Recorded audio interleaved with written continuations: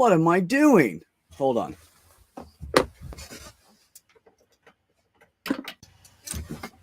Helps to have headphones, doesn't it?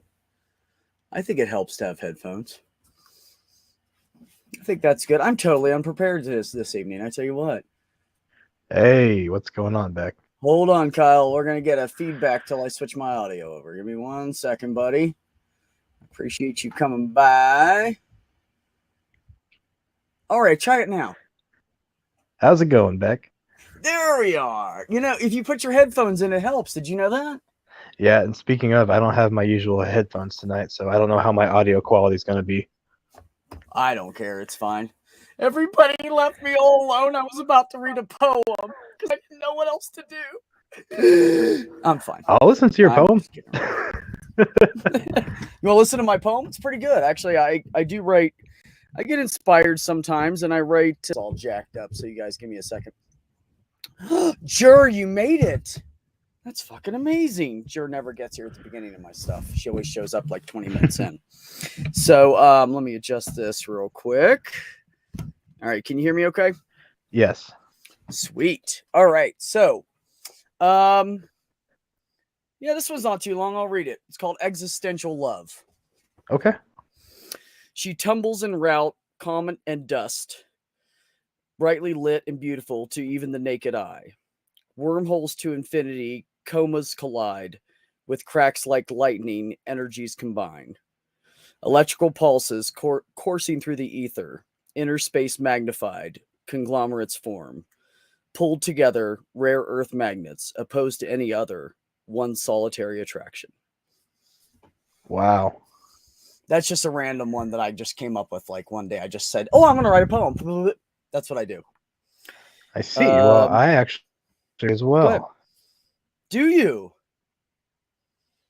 Here's a mushy one. Everyone hear a mushy one? Okay. Oh. It's called As You Lay. As you lay there sleeping. We go. Okay. Can you hear me? As you lay. Yeah, I can hear you now. Where'd you go? Oh, no, I can't hear you. You can't hear me? Can you guys hear me? It might be me. Hold on. Is it Kyle or is it me? He'll be back. Hi, Jenna. Okay, so I'm reading a random that's better than Volgon poetry. Oh, well, thank you. There's Kyle back. So I'm going to read one more and then we'll bullshit for a little bit. So it's called As You Lay. Can you hear me now? Yes. Sweet. As you lay sleeping, one arm above your head, soft, almost snores escape from between your lips. The rise and fall of your chest is soothing. I feel the sheet move gently with every breath.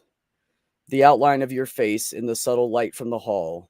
Your features are blurred, but yet I see you. And how you gaze upon your incredible children, smiling as they taste the food you cooked with love. I see you. Wrapping your patience in a caring hug, making a young child laugh despite being nervous. I see you. Chatting with complete strangers because they are there. The soft, warm love in your kind, gentle eyes. I see you. As I look at you and feel the sheet move with every breath through sweet, soft snores that escape your lips. Te vio. I see you. Damn. That's pretty good. I wrote that about Heather. Yeah. You have a knack for poetry. But you know, I have to really like feel it. If I don't really feel it, nothing will come up. If I just try to like do it, like, you know, hey, I'm going to write a poem right now. I want to. It doesn't happen. It only rolls out like that when I'm high because my brain's more clear and it's not going through too many thoughts. And I have to feel some kind of emotion, whether it's love or I don't do poems about hate being mad at somebody. I could. It comes up, trust me. But I refuse to because I know I'm going to read them back later and I don't want to recreate that hate and feel that again, you know? Right. So, yeah. Well, if I can find it, I have a poem I wrote not too long ago. Oh, yeah? I love poems. Go for it. All right, here we go. A tale of winter's deepest breath, the cold we couldn't bear. The frosts that fall cover all in the embrace of icy air. Fires bright through longest nights, through the chill crept in close. A whisper on the winds I hear like echoes of a ghost. Mystic are the times of snow that blanket forest floors, though eerie is the silence behind winter's frozen doors. Nice. I like it. Very descriptive. Like I could feel it. I could see it. Yeah, that's great, man. It's the first That's time I've great. read poetry to a live Really? audience. That's cool. Well, you should read it more because apparently you're good. Oh, Um, thanks.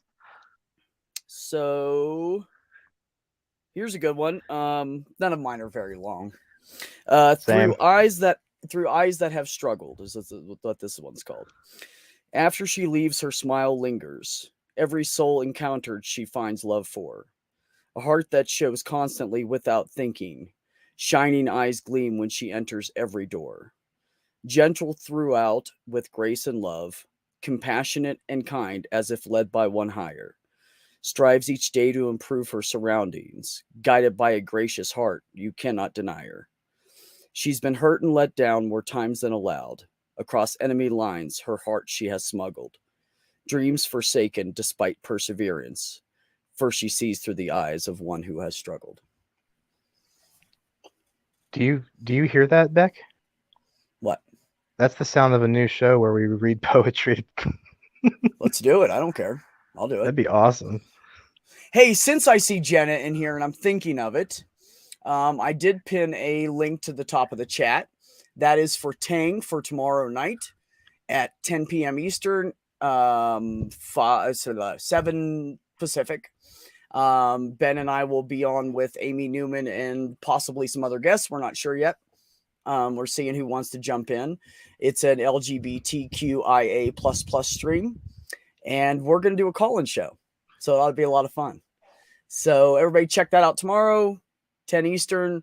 And, call in if you have questions or whatever. I mean, most of you guys have already asked me whatever questions you have. But since it's not just a trans stream, it's the whole umbrella. So we're gonna try to do a call-in show and start on talking about a basic topic and then let people call in and ask questions or bring up whatever they want. And yeah, Jenna, I know, right? I'm excited about it. And so the rules, same rule as on my channel. Don't be a dick. Be respectful. Come on by, ask whatever you guys want. I'm a Whether you're in moderator and the I will chat, enforce the rules. I know you will. Whether you're in the chat or you want to call in or whatever, then hit us up. So it ought to be a lot of fun. We did one a few months back on Tang with it was me and Ben, Amy Newman, and Jagazis. And if you guys don't know who Jagazis is, you're really fucking missing out. You should look him up on TikTok. Yeah, He is the gay Jesus. He looks just like fucking Jesus. If you don't know who he is absolutely amazing. He's brilliant and he's got a great heart. And him and Amy are both the same. Like they can talk about whatever and they're really on topic and they can also be total goofballs. So they're a lot of fun to work with. So, Bryce may be there with y'all. Bryce is he part of the umbrella and I don't know it, Jenna? Because didn't know if he is. That's shocking to me. Didn't know. But I've never talked to Bryce either. And I'm assuming you mean Bryce Aroni. I've seen him everywhere. Go to your TikTok and look up JEGAYSUS. That's what Jesus would look like if he was a white guy. Who's gay? You got any other ones you want to read? I have a couple more and then I'll run out. I totally could. I have on my phone. Give me just a minute to find something here. Okay. Okay, this one it's not really a poem. It's just kind of spoken word. I don't know. I usually try to rhyme a little bit, but this is kind of random. So this is called You. Every day I open my eyes, I think of you. Just brushing against me when you pass by causes electricity to course through my body. Your touch is gentle and kind, continually looking at the world with love, eyes that shine into my soul. You are quicker to compliment and slow to anger. When life kicks you, you just come out stronger. I watch you, I see you, I hear you, I understand you. I feel your presence. It's as if a large magnet that only attracts me is embedded in your chest. I can't stop it, nor do I have any desire to. You make me feel loved and complete. I constantly want to touch you, feel you in my arms, your lips on mine, hands running over each other's bodies, chests pushed together from trying to get as close as possible. Wow. Yeah. You're really good at describing love. It's because I felt it. You know what's amazing is I thought I was in love before. You know, I met my ex back in 2006. She's an amazing person. My ex is. We just didn't. We're great in bed together, but we don't work any other way. I don't think. I mean, maybe now, but it's been a long fucking time. But we're still friends and everything. And I didn't really have much urge to write poetry about her. But as soon as I met Heather, like I wrote most of this before she and I ever started dating. And I shared them with her and she was just like, wow. I mean, that's one of the reasons I got her, because she knew that I could see her for who she is. Poetry is a great way to do that. Well, it's a good way to explain how you feel without trying to say it. It's so hard to say it sometimes, you know. Mm-hmm. Get on the phone with somebody you're crazy about and you go, you know. It's not good, man. Oh, this is a good one. Well, Go. I mean, it's okay. All right. Creaky floors with broken boards, drafty as can be. A lonely candle lights my way, and what is it I should see? Dusty books in crooked nooks, so much time has passed. Fire flickers and shadows cast along an empty pass. Through the halls and echoed calls of memories now gone. Nights are spent in quiet. The days are long and drawn. A hell all to myself it seems the mind was first to go.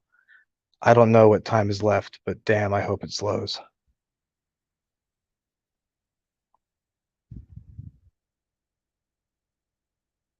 Oh, my phone is doing Sorry, a thing again. no. I muted Oh, myself because I was coughing and I was smoking pot and I didn't want to interrupt you. What made you write that? Where were you at in your life that you wrote that? you know, for a lot of my poetry, I just try to, it sounds wooey, but just try to channel it in an emotion and build off of what I feel. So for that particular one, I'm not sure. It was Just kind of definitely pour it out. a feeling of loneliness, Right. lonely inspired. Yeah. That's amazing. I love it. Well, thank you. I have read this poem before. It's a little bit on the longer side. But let me do a preface. So, yeah, really, Kyle. Bolt said, and why haven't you published a book of poetry yet? I'm not sure. I have an entire You're notepad full. you're good at the descriptions and everything, man. You should type it up in just a editable form and see if somebody will fucking put it out. I could do that. Um, That could be a project. Jur wants to know who your favorite poets are. Oh wow. I really like the dark imagery of Edgar Allan Poe. I used to like him when I was a teenager. I was very into Poe because he's so dark. Yeah, most of my stuff is pretty dark, but I didn't want to read that on stream. Touche. So, okay. So I think this is the last one I have on my phone. Anyway, so I had left Ohio, stopped in Arkansas, got here, and it was 10 o'clock at night. Matter of fact, about 10:15 local time. So I got here and met my brother out. He met me out on the plaza and we hung out for a little bit. And then I was like, okay, I don't have a campsite until tomorrow, so I'm going to go crash. So he was like, go down to Walmart. They won't bother you. So I parked in the Walmart parking lot, just tilted my seat back, cleaned out the litter box, tilted my seat back and just took a nap and went to sleep with the cats. Didn't sleep very well. Got up next day, hung out with my brother all day, and then went up to the campsite at about like 1 or 2 when the site was available. I had already booked it out for 3 days and 2 nights previous. And then I, just because I didn't have a place to live yet, I just had my home pulled behind me in my truck. Right. So I drive up this mountain and at the beginning of it, it's fine. And I got halfway up and there is ice everywhere. because it was 1 or 2 o'clock in the afternoon and the ice started melting a little, snow started melting. So the ice was covered with water. Okay. Everybody knows what kind of road I'm talking about, right? unless you've lived in Florida your whole life, you know. So I'm driving up this mountain and I'm going from 7,500 feet to 10,500 feet up this mountain, up towards the ski resort. My trailer is sliding all over the fucking place. And I finally get up there to the top, find my camp spot. I park and everything. I plug everything in. I turn a heater on. It's freezing cold in my fucking house. And the only thing I had at the time was a little indoor My Buddy propane. Those are great if you're in like a 4 square foot area. They're great for little tiny spaces. They will take the chill off barely, but when it's butt ass cold and you're in the high desert up in the mountains and the end of November, on November 24th, as a matter of fact, it was fucking cold. So I piled all my blankets I had on top of my bed. I crawled underneath them. The cats were laying on top of me. We were all cuddled up, and I was literally like this because I can't stand to cover my face. And I covered it for a little bit, but then I couldn't handle it. But just to warm it up a little bit. My nose was frozen. My ears were cold. Like it was freezing cold in my house. Okay, so this is what I wrote. It's called Mountain Ascended. 10,000 feet up, but planted firmly on the ground. The trees beneath and above me dampen sound. Intermittent hollows in the intermittent howls in the distance oddly soothe. Shaped impressions in the snow are clues to who.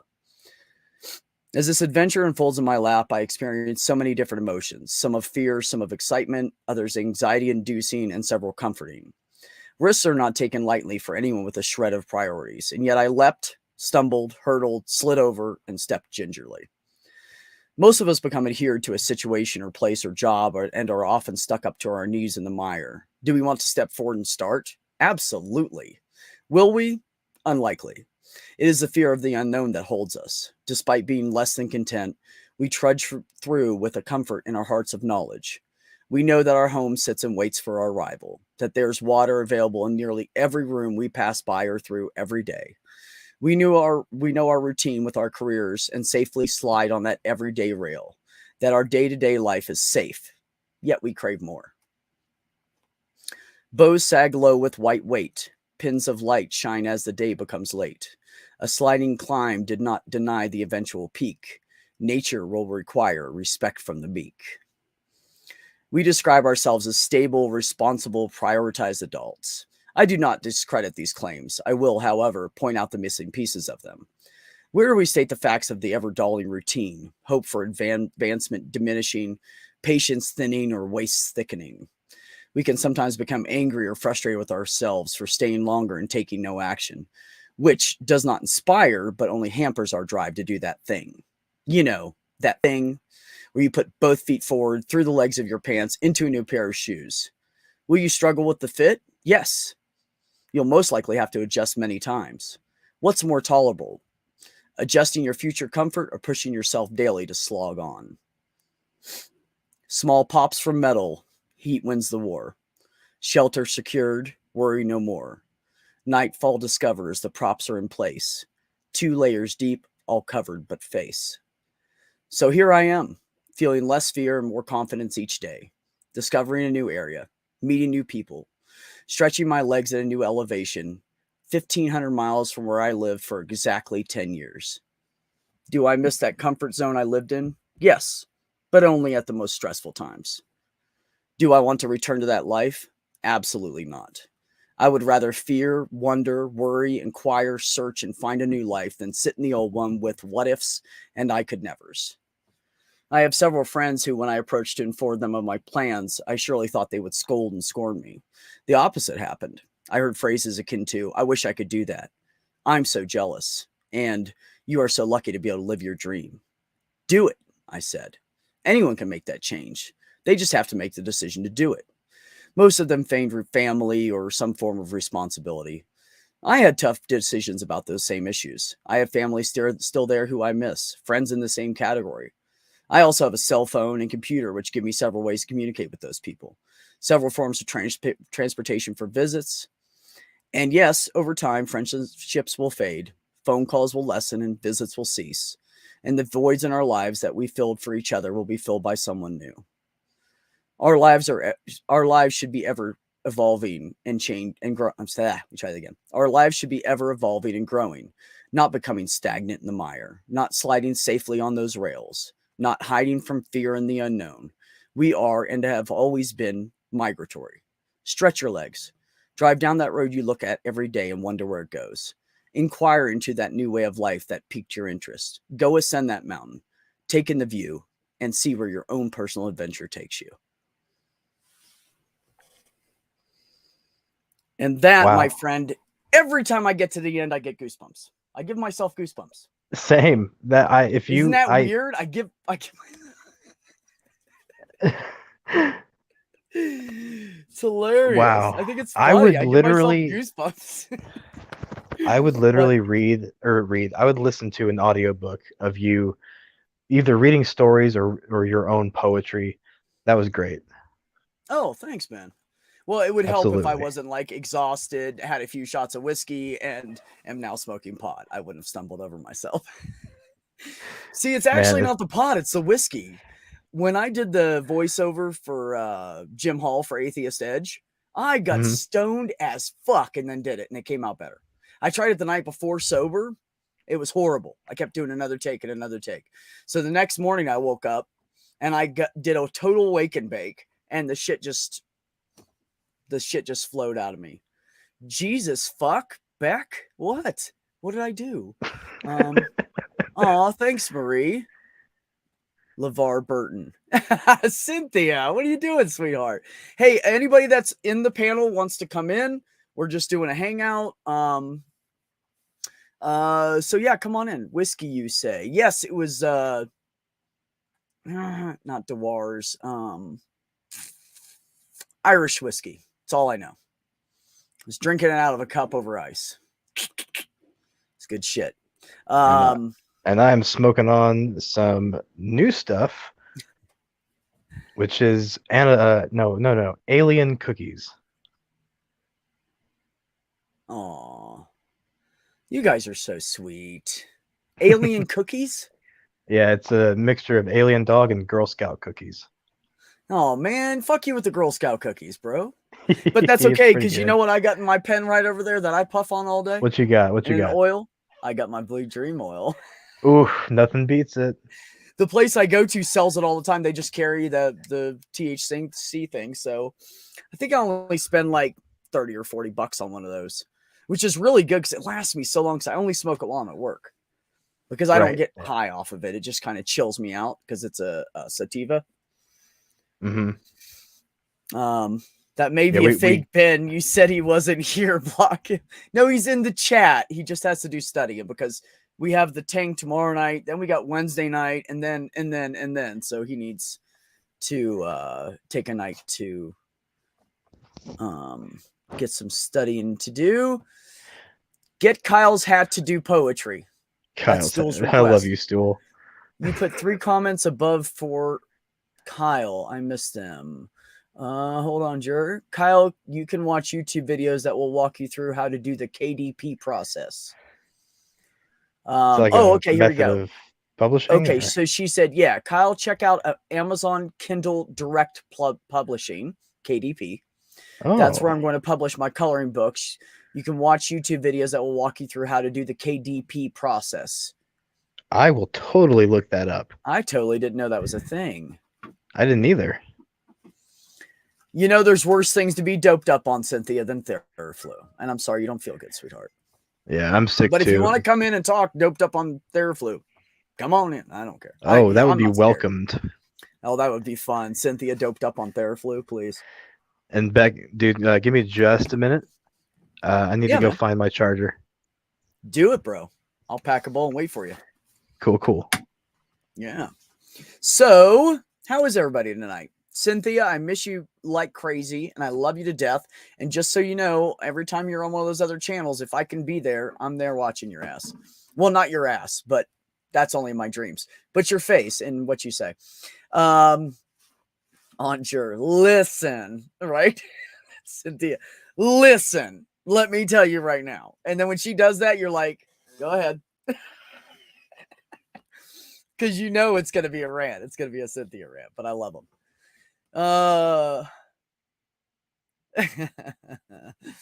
Oh, you guys are too funny.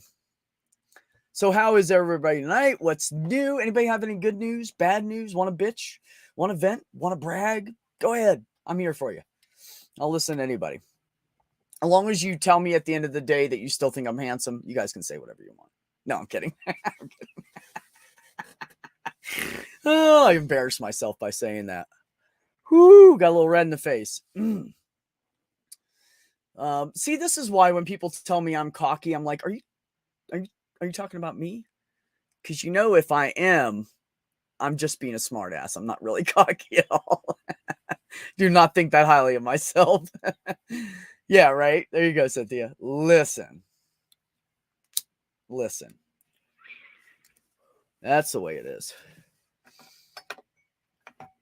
Cynthia, you should stop by tomorrow night over on Tang, 10 Eastern. Ben and I will be over there with Amy Newman and looks like Bryce Aroni. And we're going to do a call-in show. And I was telling everybody about it a little while ago, but you just missed that conversation. So, yeah, same here, Ox. Same here, man. All the buskers are heading into the plaza every morning to make that money off the tourists. Cool, Cynthia. I'd love to see you there. It's going to be good shit. Yeah, we're going to start talking about a topic and then we're going to do a call in after that. So, and we're going to do a every month thing to keep up with it. And yeah, because there's so much to talk about in the under the umbrella. You can just talk for years. Anywho, yeah, I'd love to see you there. Yeah, same thing's happening here, Ox. I'm seeing more out-of-state plates and stuff. The traffic's getting thicker down in downtown in the historic district, which is the entire downtown here. So you can't really avoid it. You just got to avoid all of downtown. And it's funny because in the wintertime, when all the tourists are gone, and it's not really that cold here because it doesn't get cold like, you know, Minnesota cold or anything like that. Because we're in the high desert, it warms up pretty good during the day. Oops, sorry. So it'll be a 30-degree difference from, you know, like at night it's like 10 degrees and during the day it's 40, or if it's 20 degrees during the day it's 50. So it warms up quite a bit usually. There's very few days that it stays cold, and it only does it for like 3 or 4 at a time, and then it'll have 3 or 4 days of nice weather and then 3 or 4 days of cold. So you kind of get a break. But you go downtown during the wintertime when all the tourists are gone, it's full of people that live there because they actually get to walk around the plaza without all the tourists there. They don't give a fuck. They will go down there and walk around. So I'm back. Welcome back. I'm back. Our names are so close together. I had no idea. Ollie That's said we had a funny. snowstorm here today, put down almost a foot of snow. It will be melted by the end of the week, hopefully. Yeah. That's pretty much what it does here. Like if we got, since I've lived here, I've gone through 3 winters here now. I've been here for 2.5 years, gone through 3 winters. And I will say that 2 times we got 6 to 8 inches of snow, and it was a lot for here. It was a lot. Like people were like, fuck, like the roads were bad. There was ice on the roads. People were wrecking because it's not, I mean, the roads will get a little icy like the back roads, but usually the main roads, they have them clear. And when they're still icy, everybody's like freaking out and they slam on their brakes, or you got some asshole driving 100 miles an hour down the highway, you know, shit like that.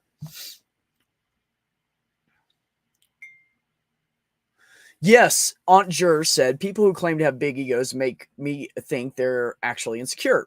You know, they doth protest too much. Yes, Aunt Jur. I have the same theory about guys that walk around talking about how big their dicks are. I have 4 older brothers. Out of my four older brothers, the one that has no self-worth or ego or anything and thinks he's stupid and a piece of shit and tries to prove to everybody he's not, including himself, mostly himself, I think. The one asshole we have in the family. Besides that, none of my other brothers have ever said anything about the size of their dick. They just don't talk about that. So I'm convinced because one, they don't talk about it. Two, none of them have ever had a girlfriend that's come around afterwards and said, well, he had a little dick. Because, you know, when women get mad, that's the first thing they do anyway. So, or they did back in the day. So I'm convinced that all my brothers are well hung because of those two factors. I told Richard that and he goes, I mean, it seems like a plausible theory. Yeah. I was like, right? Doesn't it? He's like, yeah, I mean, that could work. That could work in a real life scenario. Because, you know, you always get those guys, oh, man, you suck my dick. I got a big dick. Yeah, the fact that you said it just makes me think that you didn't. You don't. You don't. No, you don't. And I dated some guys back in the day that were very well endowed.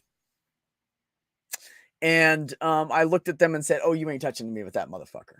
And then I came out of the closet later. It's true. I dated two of them right before I came out of the closet. I looked at them things and thought, Jesus fucking Christ, you're not touching me with that. I mean, I literally told them, you ain't touching me with that shit. And I split up with them, came out of the closet. So, Cadence. Cadence said, my dick is tiny and whoever wants it can have it in trade. Wait a minute, what do you want in trade for it? I mean, if I have the base model, I could probably have it adjusted to whatever I want. So, I mean, I get to pick my size anyways. What does it say really about me that, by the way? Yeah. What does it say about me that my way of flirting with people is talking about the immensity of space-time? I'm just a huge fucking nerd. That you're a huge fucking nerd with a good heart who's very intelligent. That's what I think. Boobs and vag. Come on, Cadence, let's do it. I was trying to trade with Purple. Purple said I wouldn't be disappointed. I think we should be able to do that. We have all this modern technology. Why can't two trans people just go in together and say, we want to exchange? And you guys just put them one in each operating room and just run the parts in between and switch it out. I think that would be amazing. Why not? You're just cutting it off and throwing it away anyways. What's it? Why not do that? Why do we have to? Why can't we recycle? We need to be able to recycle everything. This is not sustainable. Agreed. So, yeah, I think we should be able to do that. Just be like Purple and I can go in and they can just, you know, we're about the same fucking color. It probably won't matter. We're both pale ass white people. So, you know, just switch it out. You know, they can have the outside and I'll take, you know, whatever they have. And I'm sure they could probably, you know, use the real testicle sack for the pump and everything. I'm fine with that.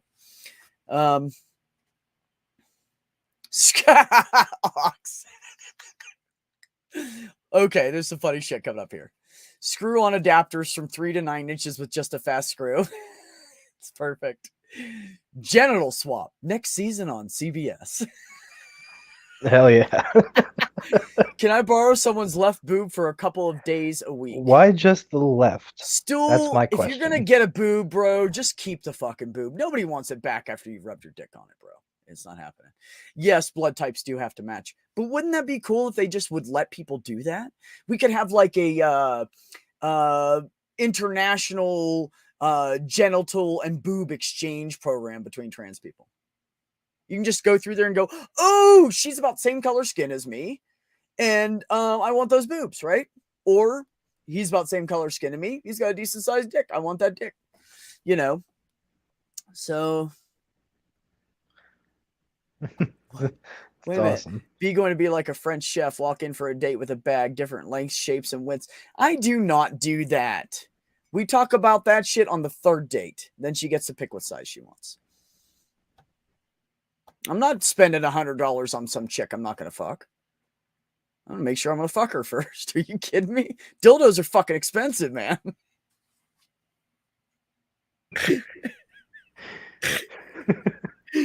Especially the strapless ones with the inflatable bulb and the vibrating thing inside. Those are expensive.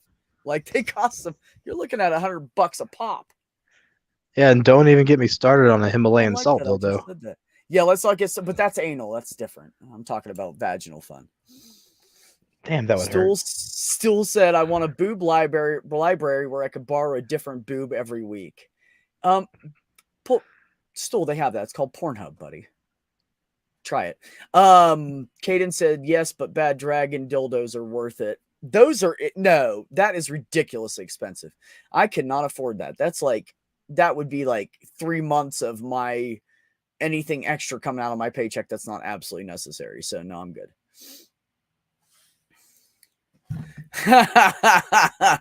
Okay, wait a minute. I'm gonna do it in my announcer voice. Welcome to Dick Mart. You pick it, we clip it, and attach it. Walk-ins welcome. Sold. You know what? I told you I'm gonna make a vaginal measurement device. Measures what size a woman should have. That way she knows, and she can go, oh well, I should have a 6 inch. 6 inches, perfect. You find somebody with something bigger than that, you go, nope, too big. Why not have a choice? Yeah, like Cadence, I have heard they're amazing. But I am not quite. Oh, Tang is live? Hold on. Don't you leave me, you bastards. No, I'm kidding. I don't care. Oh, it's just a premiere. Never mind. No, I'm just kidding. It's Jenna, though, so I would totally go watch it if I wasn't live right now.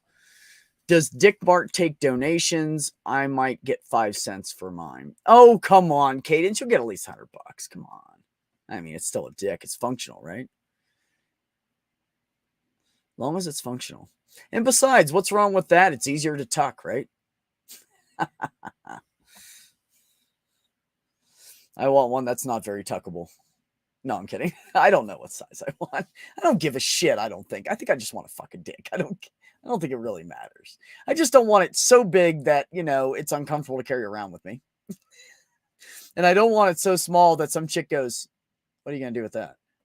So somewhere in the middle would be fine. Cadence. You keep describing it like that, I'm going to think we're about the same size already. And I haven't had much growth down there, just a little bit. So, which actually, honestly, is good. I didn't want a bunch of growth down there. Who wants? It just looks weird to me. It always has. Yeah, I know, trans guy saying that, but I'm just not big into. One moment. I'll be right back again. That's fine, buddy. You can leave whenever you want. I'll just keep talking to myself. Yes, I did miss you, sweetheart. I always miss you. You're fucking amazing. You always make me laugh. You're always brilliant and constantly sexy. So, yes, we do miss you every time you're not here.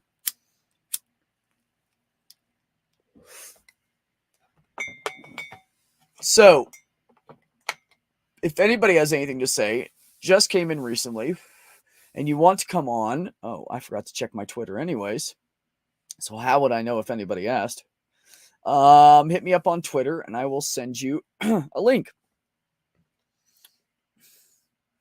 Since oh,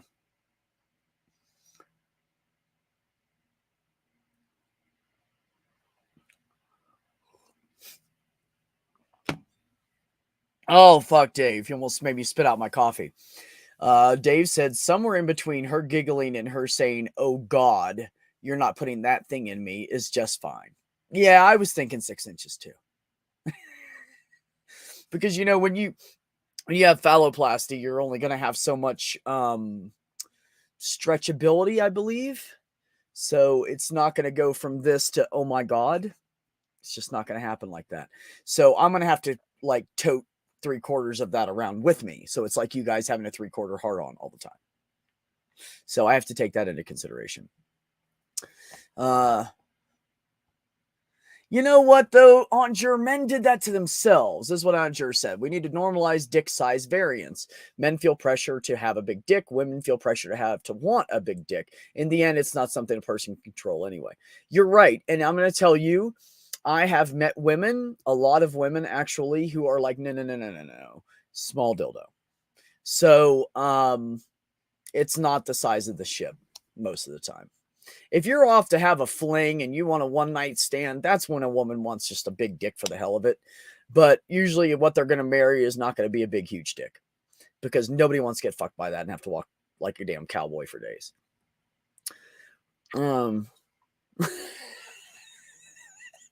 Cadence. Drive an F-250 crew cab that's a correlation to my size. So yeah, you got a big dick truck because you wish you. Yeah, right. I got it. Yeah. No, I met a guy one time. Yeah, exactly. That's what I'm saying, Maya. Who wants that? That shit is stupid and unridiculous. Or absolutely ridiculous. See, Pixie, exactly. Exactly. Pixie said, I do not want a big dick. I'm a small person and fuck that kind of pain. See, exactly. So why would, I mean, I feel like if you're average of like 6-ish hard, it's fine. It's not about that anyways. Let's be honest. Everybody out there that has sex with women, I don't care what gender you go by. If you have sex with women, it's about the foreplay, everybody. Get down there and please that fucking woman. And then she'll let you do whatever you want for as long as you want because she's already happy. That's the key. I mean, within reason, you know, we all have our limits. But point is that you can go on and on and on for as long as you want and she'll be okay because she already got off. Okay? So take care of the woman first. I prefer to do it like this. She's first and then she's last. So I make sure she's happy in the beginning and happy at the end. That's what I do every time. I don't care if I get off or not. That woman's going to get off at least twice, if not 8 times. But anyways, that's not the point. I'm not trying to brag. I'll have you know, Cadence, we do not have as much penis talk here as you would think we would. Considering it's usually like me, Ben, Bolt, Kyle. Yeah, no, there's really not a lot of penis talk. Are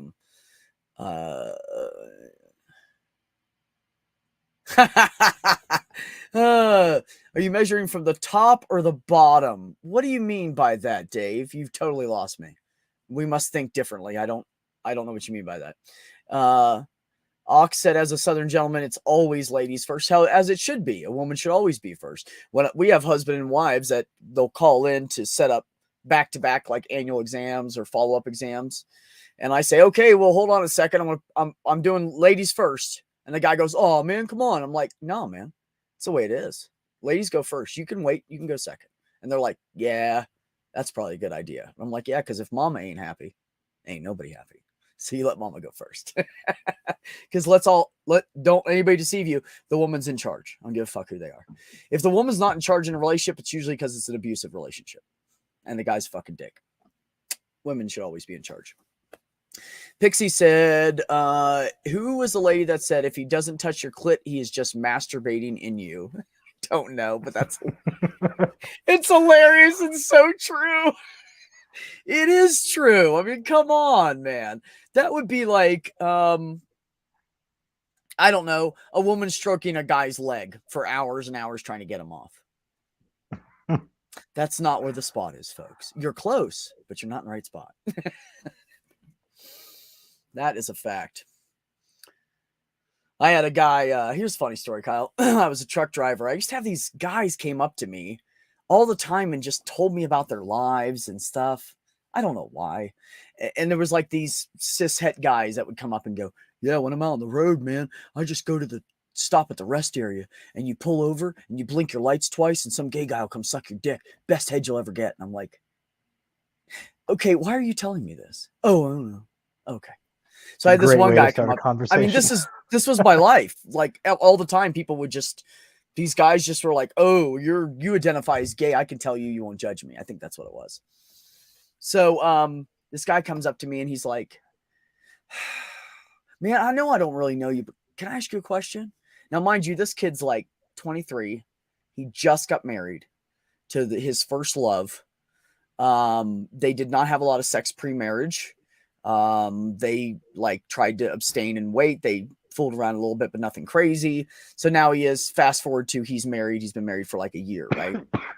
And he goes, can you give me some advice? And I was like, I don't know. What do you need advice about? Depends, you know? So he said, well, my wife, like, I mean, we have a good time in bed and we have fun, but dude, I just can't get her to like really get off. And I was like, oh, dude, that's easy. And he's like, really? And I said, yeah, man, this is what you got to do. So I told him, you know, try this. He came back to me 4 days later, he went home for the weekend because we were all truck drivers, right? He came back to me 4 days later. I was just about to leave and he caught me and he goes, wait, B, wait. And he's coming running up to me. I was like, what, bro? And he just smacks his whole body against me and hugs me. And I was like, dude, what the fuck? He almost knocked me over, you know? And he like picks me up. He's a little tiny guy. He picked me up a little bit and he was like, bro, thank you, fucking thank you. And I said, oh, dude, did it work? And he goes, a lot of times. And I said, there you go, man. He said, man, my girl is so fucking happy. I left the house. She was grinning still from the day before. And I said, there you go, man. So, you know, they're just not, you know, guys are taught via porn and stuff that you get up against a woman, you go, blah, blah, blah, and then you just stick your dick in them. No, that's porn. It's not real. It's not real. That most porn is based on what guys want to see. Yeah, guys it's heavily see the guy curated towards getting men. head and getting and screwing the girl, and I mean I know that because that's what I want to see, you know. But when I see these guys and they do that flick of the tongue and then they just jump on them, I'm like, oh, dude, that is the worst shit. You go over to the women porn where it's two women together, they're like licking each other's for 2 hours. Now that's realistic. Hey, Bolt, what's up, buddy? Hey, what's up? Oh, I don't know. Somehow went from poetry to penises to porn. Yeah, this is it's light it's porn full in of here peas today. tonight. Yeah, I don't know what's going on, man. It's like pea night. We got to do something else related to pea. What else starts with a P? We can puff on some herb. Oh, that's my up to friend, y'all. I am with you on that one. Kyle, you need to write a book. I need to write a book? Yeah, your poetry. Poetry? Yeah, your poetry was amazing. Well, wow. Thank you. That was great. That's quality shit. It's better than mine, man. I'm not saying that's better. No, it's better than mine. You're very descriptive. You're really, really good at it. You have you're really good at putting that good picture in your head. That's what you want. You have the metering and cadence right as well, which is like that's really fucking tricky. like when you're writing poetry, it's really important, and it's also really tricky. So it's I attribute all my success to THC. Well, yeah. Wait a minute, What's up, Mikey? Which entire conversation do you need emailed? The whole penis, vagina, porn, dildo conversation we just had, bro? Just go back and clip it. It's fine. Just hit rewind, clip that shit. I don't care. Have fun with it. Also, Mikey ought to just come in here and join us. Yeah, Mikey, you should come. Why don't you come in, buddy? You want to come in? I could toss you a link on Twitter, or I don't know. I think that's the only place I only have you on Twitter. Let me know if you want in.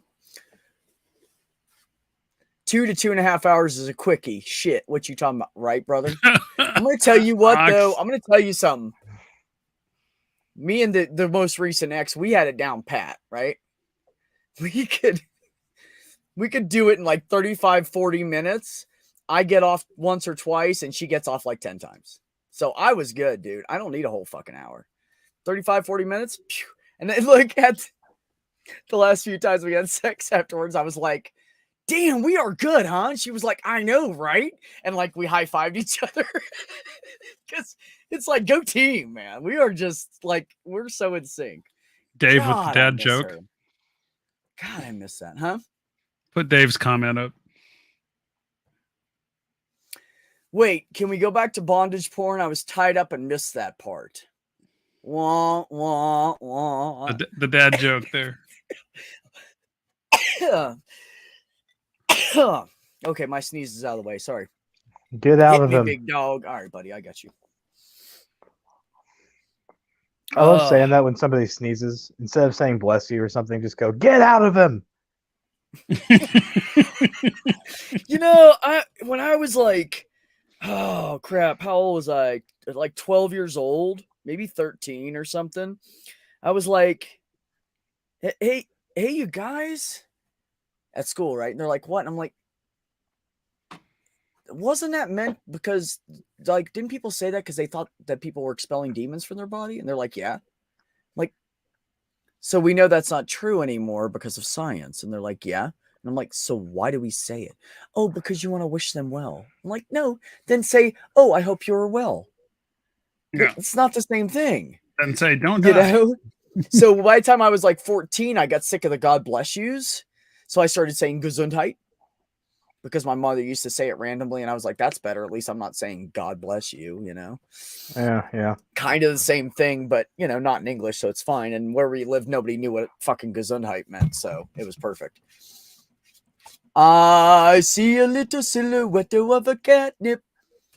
Squatamoosh, can you... No, I'm sorry. Okay, I'm done. Scaramouche. You know, I don't know what to do with my voice lately, you guys. It's been so... Like, I want to go really deep, and then I want to go really high. I don't know what to do with it. I did a TikTok. It was horrible. No one caught... There was like 5 people that loved me that said, oh, good job. But no, it really wasn't that good. But, great. Shut up. Huh? I said, I think you did great. Shut up. You are very quiet, honey. Can you turn your mic up, or you want me to turn you up? Fight me. Try it again. There we go. There's my catnip. Fight me. I said, I think you did a good job. Because I seen your TikTok. Oh, you did? I don't know. I think it was, but that was my first. It was like, no, literally my second take. I started singing it, and I thought, let me try it on TikTok, and I just hit record. So I sang it a couple more times, and it sounded better after I practiced it a little bit. I believe you. I must not have seen this one yet. What? Oh, my TikTok? Yeah, I haven't been on. It's like random trans guy singing. Look for the one where you can see the ceiling and my cat, and like my face is down in the corner. It's that one. I just did it like 2 days ago, catnip. Something like that. That sounds about right. Yeah. Oh, the Mikey of Mikey. How are you, sir? Maya, you don't have TikTok? Mikey, have you slept? I'll share it on the YouTube. You guys can all laugh. Hey, you were up. Yeah, weird ass hours. Were you? Yeah. Mikey was streaming in the middle of the night last night. Mikey was streaming when I woke up this morning.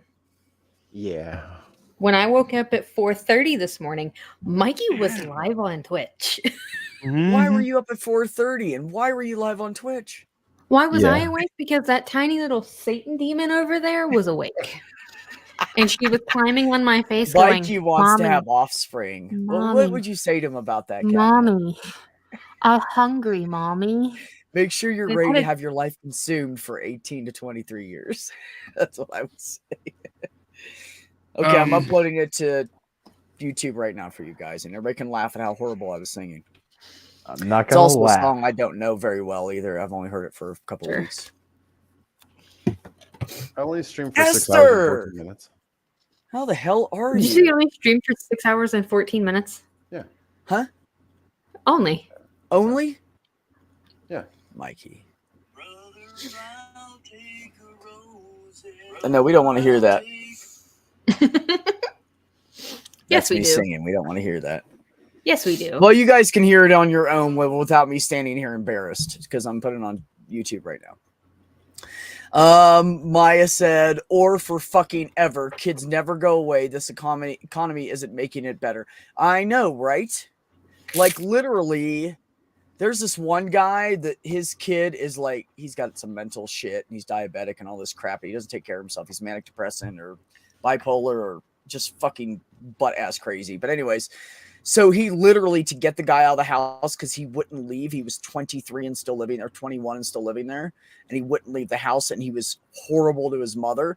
The dad bought him an RV and said, here, you have a place to live. Leave. And then he just bought him a piece of land to park it on, so he never has to come back home again. And they sold their big house and bought a little tiny house, so there's no room for him. I mean, it's sad, but if you talk to the guy, you would understand. Like, I don't think it's just mental issues. I think he's a spoiled fucking brat, and he controls his parents like little puppets, is what I fucking think. And his parents can't handle it now that he's older and he's a thinking adult and abusing what he has. Anyways, my opinion. Yeah. Yeah. Screw that guy. Yeah. Anyways. Fuck him. Yeah. I get so random. I mean, random is good. Most of the universe fine. is random. Oh my god, I am so random all the time, bro. It's ridiculous. I mean, at least we're not talking about porn anymore. Mm-hmm. Wait a minute, did I miss porn? Is Hold on, that what I gotta missed ask when I Mikey went to get a drink? No, you missed all the porn. Go rewatch it. Icon yourself mute. Go rewatch it all on time and a half speed, and then you can come back to us, and then we'll let you back in. Fucking No. bet. She's doing it. Brett Mikey, and you her got were a any good time. projects you're working on with your new shit, bro? What's going on with that? There's a 13-hour super stream going on Earth Day on Her Mini Voices channel, and I'm the producer for them. So it's going to be, I don't know. Snap. If you guys remember Aisla, she's popped up a couple times. Yeah, she's I know who it is. Yeah, she's running it, and I'm doing the tech side of it. So Nice. It'll be a pretty man. cool production. You said a 13-hour stream? Yeah. Why 13? It's like 40 people, 40 different presenters. Oh, I didn't know if there was something symbolic or so. I was just asking. No, there's just a lot of people. A lot of them. That's awesome. That's awesome. You can are you a mod on my channel? If you want to throw the link in the chat and show yourself, go right ahead, man. I'm all about it. Grab that. Your super munchkin is 16 now, huh, Pixie? 16. Well, mine is about to turn 31, and he's not much of a munchkin. He is taller than me by about an inch and a half. Don't tell him I said that, but I know it's true. It's almost 2 inches now. I keep telling him he's only like, you're only like half inch taller than me because I can't handle it. But anyways, he's really like almost 2 inches taller than me. But he's a big guy, and so I am tiny compared to him. And he's a great dude, and doesn't just randomly will say, "Hey Pops, can I borrow $100? Because I'll get back to you on payday." And I'm like, "Yeah, bro." He borrowed $100 from me 3 months ago, and he was going to get back to me a week and a half later on payday. And I know I'm never going to see it. So here's the key to being a good parent. And not getting yourself angry for no reason. If your child borrows money, expect to never see it again. Expect that you gave it to them, even though you make a deal with them to pay you back. And if they give it back, it's a bonus. Save it up and use it for vacation because you never would have seen that money. So if they give it back to you, hold on to that shit. That's like bonus money right there. Once you give it out, don't expect to see it. It's just the way it is. My son, if I held him to everything, he would owe me $4,300 right now. But I don't hold him to it. So, no, I'm sorry, 4,400. We just added another 100 on recently. It's not a loan; it's an investment. Yes, it's an investment in them getting their shit together and not sucking the dry of life and money. That's what it is. Pixie said opposite. I loan my parents money and never get it back. Damn. Yeah, that's kind of where I'm at now. I just buy my mom shit. That's making me not feel good about your parents, Pixie. Or are they just like old and in a bad way? Which, if that's how it is, and that's how my mom's retired, so she'll like talk about something, and I was like, "All right, it's already sent." She's like, "No, I can pay you back." I'm like, "No, you can't." Yeah, take it. Exactly. Just take. It's fine. Shut up. No, I'll give it back. Liar. I'll make you payments $20 a month for 5 years. No, just keep it. Fuck it. I can't even. If they give it back to you, hold on to it in a savings account. Next time they ask, there you go have the extra. Yeah, but I never get any back, Ollie. Yeah, there's not going to be anything in the account. My son got a settlement for a car accident, and this is back when he owed me $3,700. He got a settlement for a car accident. I mean, this guy like literally T-boned the car he was in, and he got beat up by the most out of it because the guy hit his door. And I didn't know till 2 days later when my kid woke up in the hospital. I was not fucking happy. But anyways, thanks for calling me, everybody, and letting me know my kid almost died. Anyways, so he got a 13,000 some odd. No. Yeah, I think it was like $15,000 settlement. Not bad, right? I mean, it's a pretty good chunk of money when you're poor. So he's like, "Okay, this is what I'm going to do, Dad." And I'm like, "What's up?" And he's like, "I'm going to take some of this money and I'm just going to buy a car. I'm going to buy a car that's like $7 or $8 grand. I'm just going to buy it outright and I have a decent car and I don't have to worry about it." I said, "You know what? That's brilliant. You should do that." And he's like, "All right, cool. And he's like, "And I'm going to throw some money your way." And I was like, "Oh, sweet, bro. I appreciate that." Next thing you know, he flies down to Florida to see his grandmother and his dad. I don't know why, because his dad's a dick. But anyways, go down and see his grandmother and his dad. goes down there, does the whole tour of Disney and SeaWorld and Epcot and everything with his girlfriend. And guess where all my money went? He spent $4,700 while he was down there. $4,700. You had a good time. 3,700 of that was mine. And then he came back and he was like, "Oh, we had such a good time. Let me show you the pictures." And I was like, "Cool suit, bro." "Oh yeah, I bought some new clothes too." I was like, "Oh, that's cool."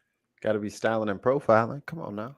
Can't be going out there looking. Oh, you know, I had to like, I was biting a tongue, Mikey. Biting it. He had a good time.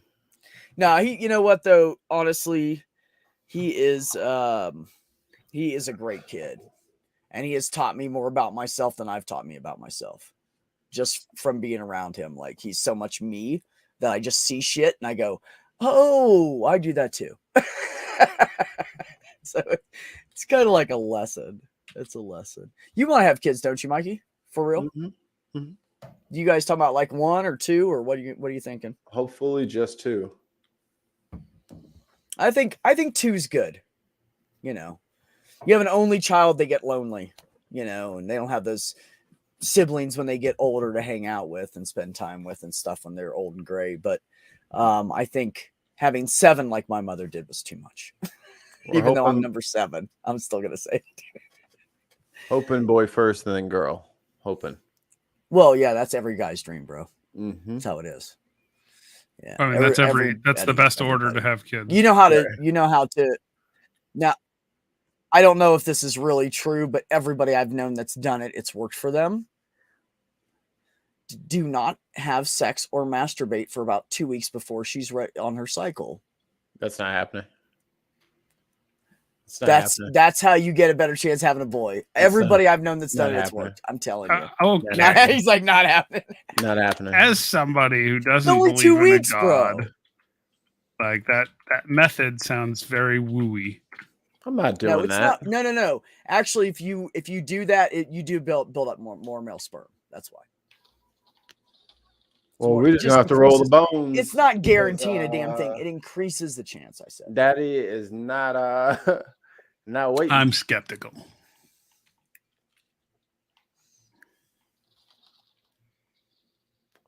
See, but that's good though, Pixie. As long as there's a big supporting family, so to speak, then that's fine. Because if you have a lot of cousins, I've known people that are older people and they were only children, and their parents either traveled or their parents were only children, and they felt really alone when they got older. And they said, like, one of them said to me, "Look, I know you're getting married, and if you decide to have kids, please, for me, can you please have at least 2?" And I was like, "What you talking about, Grandpa?" And this was the ex's grandpa, right? "Just please have 2 because I am lonely. I have no siblings. I have no cousins. I don't have anybody." And he's like, "I have my wife and our kids and grandkids and stuff. And I don't have anybody else. I don't have anybody else just like someone to sit around with and play checkers because we've known each other our whole lives or whatever." So anyways, I think that people should have 2 kids. I think 2 is a good number. OA said she has 2 boys.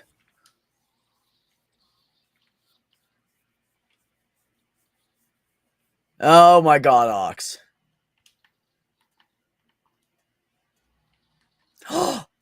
Cadence. Congratulations. It's amazing. Something like that. I don't know. I just turned into MGM, I think, at the beginning of a movie. So what's new, Mikey? What have you been doing? Tell me. Making a lot of fixing things that I haven't had time to fix. Getting my house in order and my office. Oh, my cool. office has to be more geared towards work and getting things done efficiently, as opposed to all my shit's piled in here and I can just do everything. No, it's got to actually be a workspace now. Yeah, like organize it, put up shelves or whatever you need. Yeah, that's great. Got some storage You've solutions. already done that? Yeah. I got to buy a new chair.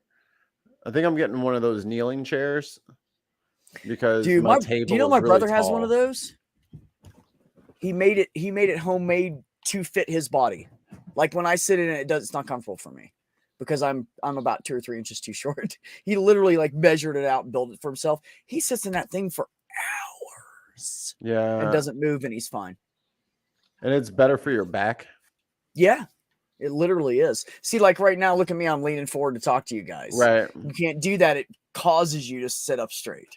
Yeah. So yeah, it is. Doesn't good. let It is you good for your back. doesn't let you cheat.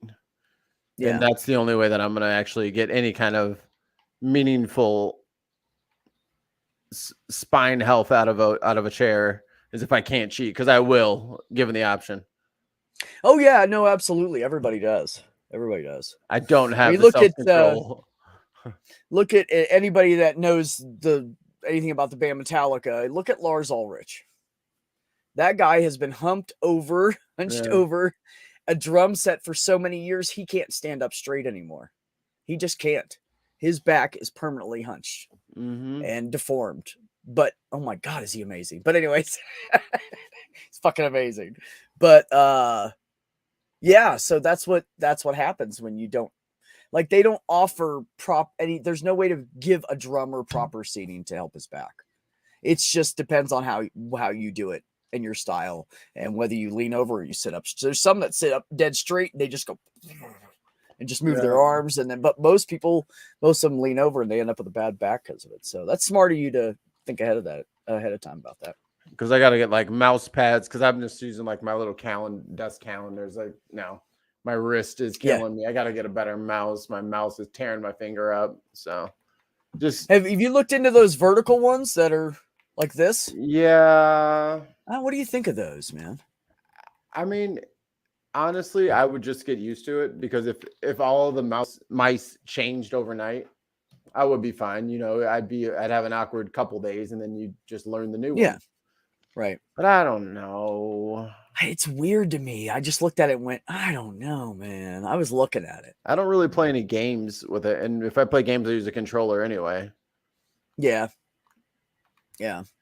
Well, I was looking at it as using it, you know, possibly as a controller as well. And it was just too weird. Yeah. I just couldn't. Yeah, I can't do it. But you know what I do when I'm gaming sometimes?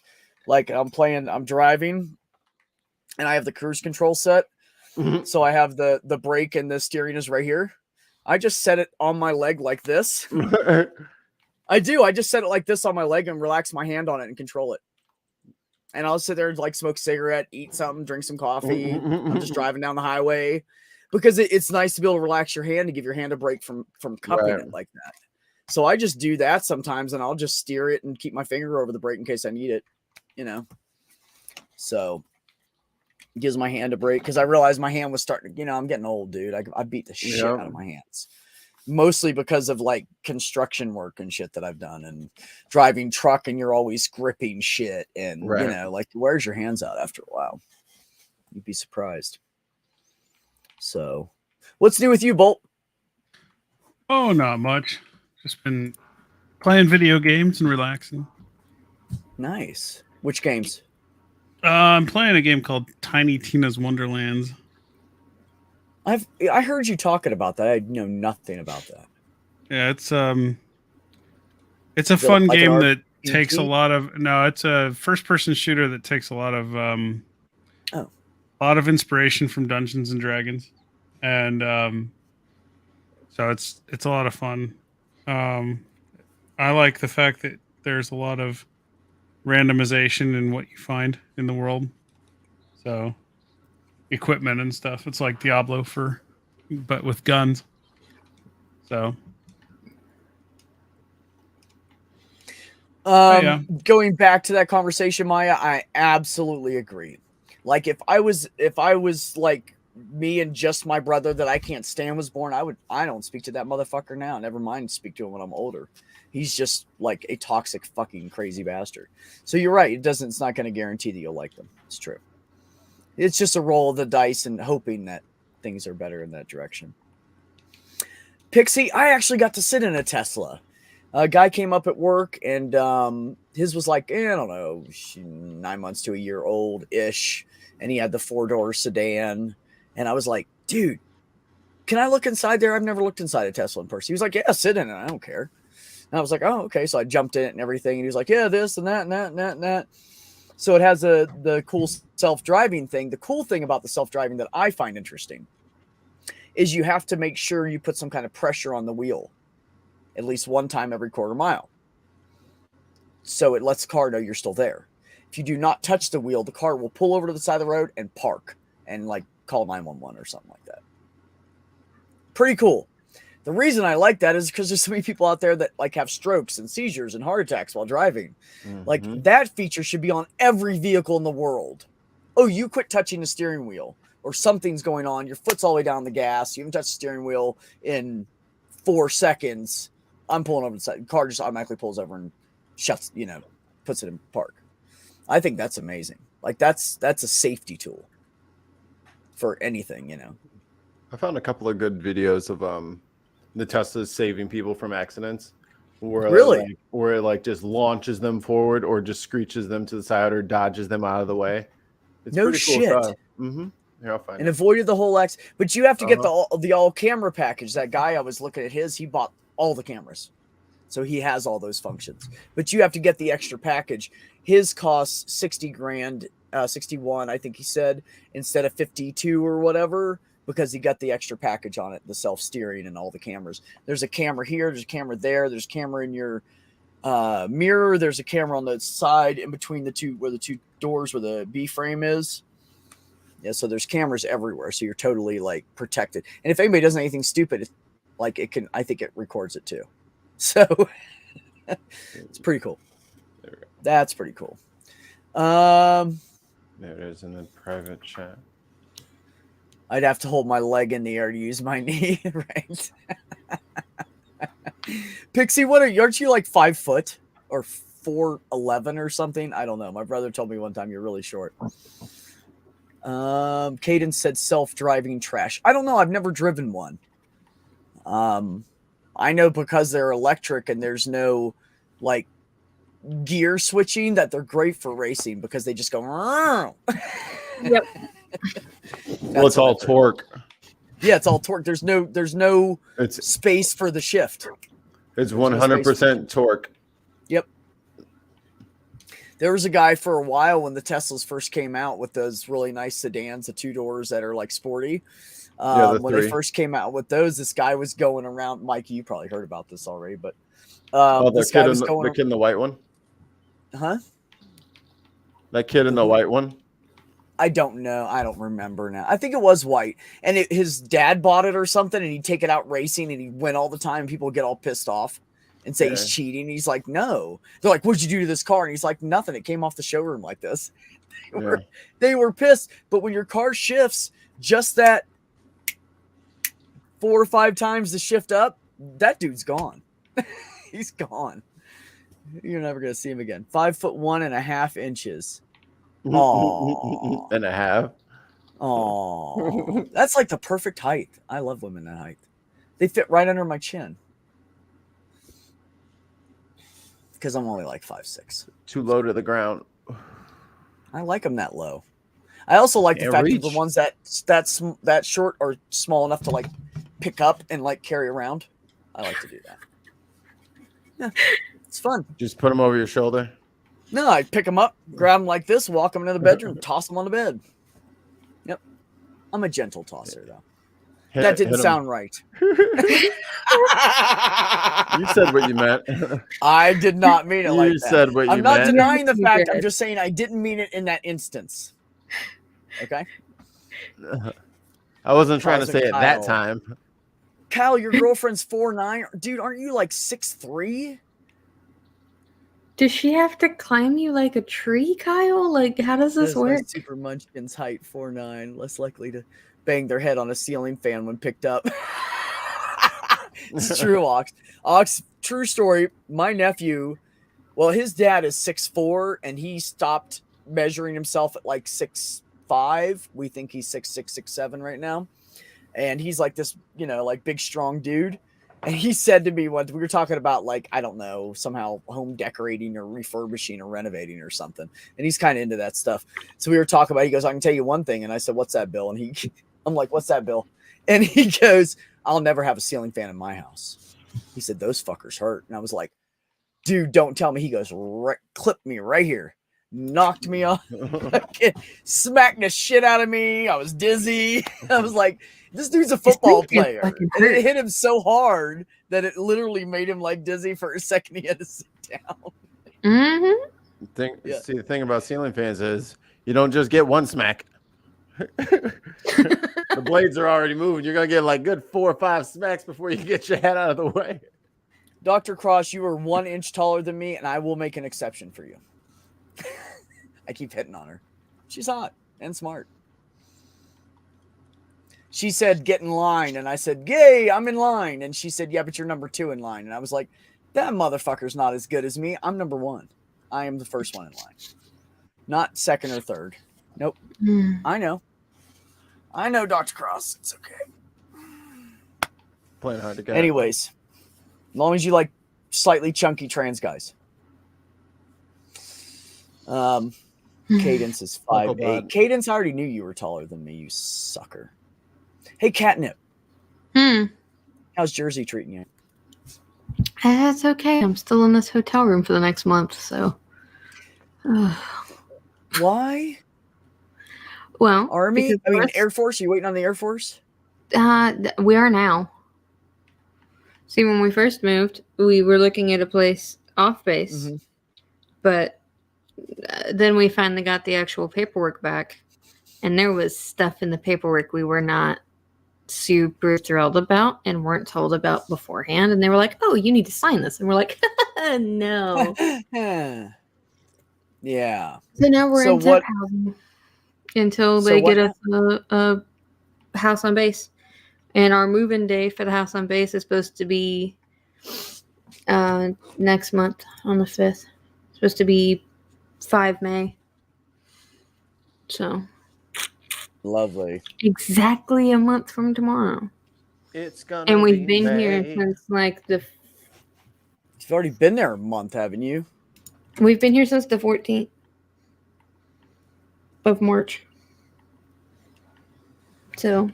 why does it feel like a month already? It's only been 2 weeks. You're telling me. It feels like a fucking month that you've been gone. It feels like it's been an eternity. I said gone like it affects me somehow, and I was there near you, and now different. I miss you or something. Like I just saw you less for like 3 weeks. Yeah, I'm sorry. I'm gonna have better internet when we get to the new place, though. Like better internet than I've ever had, so it'll be great. Oh, well, that's good. I'm about to buy my own radio internet. It's the best thing out here. And the upload is like 2024 constant. Ooh. It's great. Nice. Yeah. Yeah. Now, I've had neighbors this whole time, so that's why anytime you guys see me kicked off or blinking, it's because they're sucking up my fucking internet. My landlord has radio internet, and he created a mesh system, and I'm direct connected into part of the mesh, which is fine. But since that mesh system is Wi-Fi... they're stealing the Wi-Fi and I can't stop them. Yeah. So randomly, I'll just they turn on some streaming internet thing. I think they're watching shows because at 8:53 to 8:57 every single night, she must have a show she likes because the dad's not into TV. But around that time, every single night, my internet starts going shit. So I know there's some 9 o'clock show she watches. So I have 40 minutes and then I'm fucked again. For about an hour. It's true. It's fucked up. Yeah. So anyways, here's something interesting, Catnip. So I went up to my 2 bosses today, one of them being Heather, the other one being the new provider that just bought half of the practice. And I said, look, here's what I'm thinking.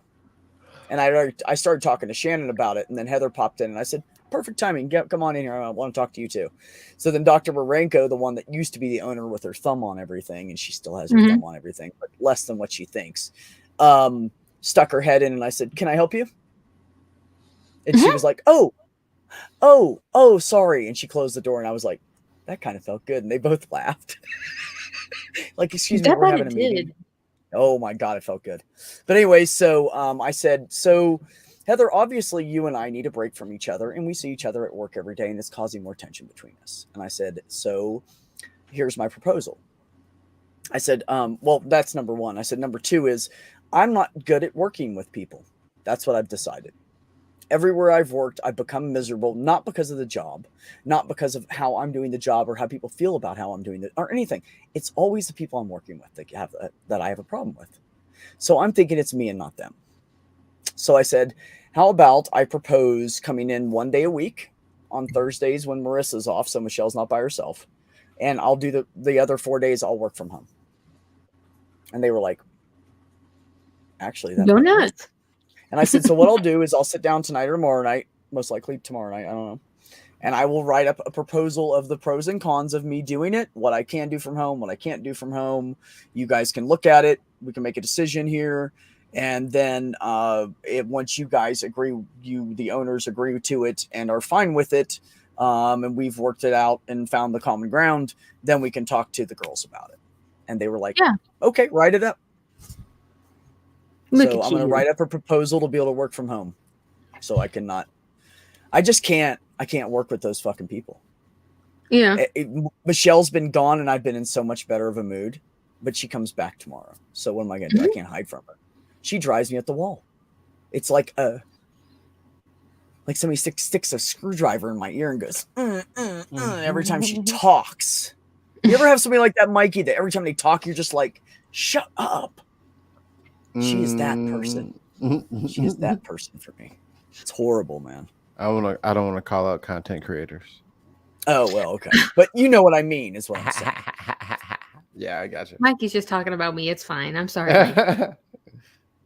He said content creator, not someone who goes live randomly on other people's channels. That's not what he said. Back down. Content is content. I'm not a content creator. I just do live streams. This is content. I don't create content. Huh? There's a link to it. It's content.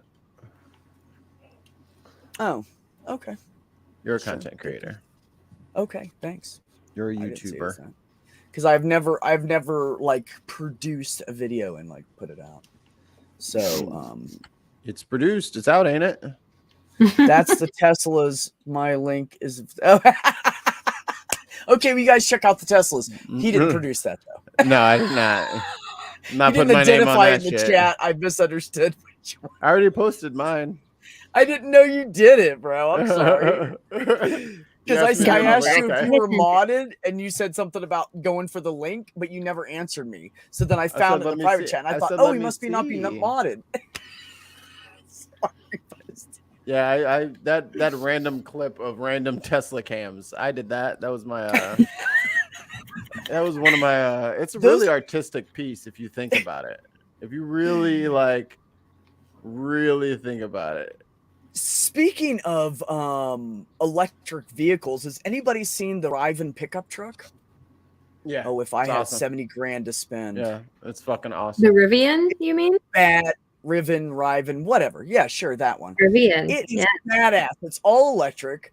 It's got the skateboard battery, and every single wheel has its own motor that's electric. Which means your motor just won't die. If one of them dies, it will be pretty much in neutral, and then you can drive with the other three. How amazing is that? It's impossible for your motor to break down. Mm-hmm. It's impossible for you to not be able to drive that fucking thing. Yeah, I know. Let's blow a tire. So you just put it out into the universe now that someone is going to be like, all four went at once. It's never happened before. Damn you back! I never You're right. It's because I said it too, Mikey. Because I fuck up everything. Now someone's is going to break, and it's your fault. You did this. You're right, bro. It's still when that happens, send it my way. I'll take it. I did it. It's my fault. You're gonna take the $70,000 worth of debt you're gonna owe them for fucking. Oh, no. I'm not paying. I just said I'll say I'm sorry and own it. I didn't say I'm paying for anything. I don't have. Who's got 70 grand? That's like 3 years of work for me. Like, what are you talking about? No, it's not, but it is 2.5. So I don't make jack shit. It's one of the reasons why I was thinking about quitting my job. And then I thought, wait a minute. Marissa works from home sometimes. I could work from home. I could take on a couple of her tasks. She could take on a couple of my in-person tasks. It would be totally even. I could even make phone calls from home. I have an old phone that I can hook up to Wi-Fi and call people, and it's a defunct number from Ohio. Go ahead and call it back. That person will get mad. You won't get a hold of me, though. Because it doesn't, it has no service to it. But I could put on, I've used it on Wi-Fi. I could use it. And so all I have to do is go get my, I probably won't even have to do it now that they're gone. But if they ever come back, I'll have to go get my own radio internet so they don't suck my bandwidth, the life out of me. Yeah. But when they're not here, it runs great, man. See, where I live out so far, there's nothing run. There's no cables. There's no connections for like internet and stuff. Like that doesn't exist out here. There's only phone lines, and they're so old, I don't even know if they work anymore. So you have to have either satellite or a broadband card, which does you no good because the cell phone signal out here is shit. So you're left with satellite or radio, and satellite is so fucking slow. Yeah, like, it is. Satellite. I mean, it's got to go from here to space. The last time I had that, the top I could get if no one was on the internet when I went on was almost 6 of an upload. The radio, it's like 20. Like that's a huge difference. I couldn't run OBS. I could run OBS now. I'm kind of a snob, so I've been quiet about the whole thing. Okay, tell me, Mr. Snob. But I live way out in the middle of nowhere in the high desert, so it's not like I don't have any options out here.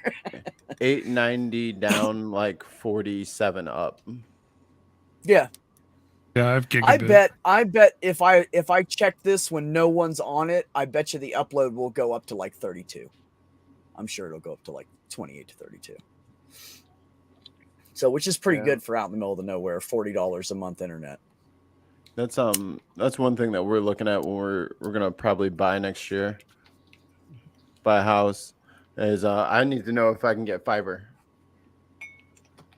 Because I'm not gonna be the first guy that has to fucking invest fucking $10,000 just to. Because you're exactly right. There's always that first motherfucker that once they spend the money, it's cheap for everybody. Yeah, it's nice because like the government will do it for like if you have like a senator or like a congressperson that lives by you, they have to have it. So they have to run the line, and then the government pays for it. But I don't think there's any that lives around me. There's one, he lives a few towns up, but that town's already got it. The other side of my town has it, just not over here. Oh, okay. I need to get somebody in a fucking office. Like, are you trying to stay in the same neighborhood you're in right now, looking for a house, or what? Yeah, pretty much. Okay. You like where you're at? It's fine. Cool. I mean, I don't go outside anyway. Same, Mikey. I could care less about what this fucking neighborhood is like. I'm not going out as there. long as nobody's shooting through my walls or windows or my floor or ceiling, I don't care. Yeah, I'm good. I've been there before. You know, I think that whole thing with communicating with your neighbors just died when the internet hit, because people could, like, instead of I'm going to talk to this guy because he's my neighbor and I have nobody else to talk to, you can pick people now. I think that's why the neighborly thing stopped. People are like, "Fuck you! I don't have to talk to you. I get fucking 500 people online." Did you know you, dude. You're a prick. Did you see what Stool just said? Oh no. Oh my god, comparing upload speeds is ungodly. Go back to penis size. Stool, we're not bringing up penis sizes. You're here, and we know your feelings get hurt easily, so we're not talking about it right now. Did the man from the wet stone say something? The soggy rock. The soggy rock man. Is that like the soggy bottom boys? The solid rock man? Yeah. He's from the rock man. That's hard to say. He's from the land of moist rocks. You don't say, Mikey. That's what he's famous for over there. Moist rocks. Tell him, Stool. Tell him about your moist rocks. Tell him all about it. Yeah, Stool. Tell us all about it. Hey, don't act like you don't know. I mean, it sounds like you're suggesting he's dipping his sack in a pond.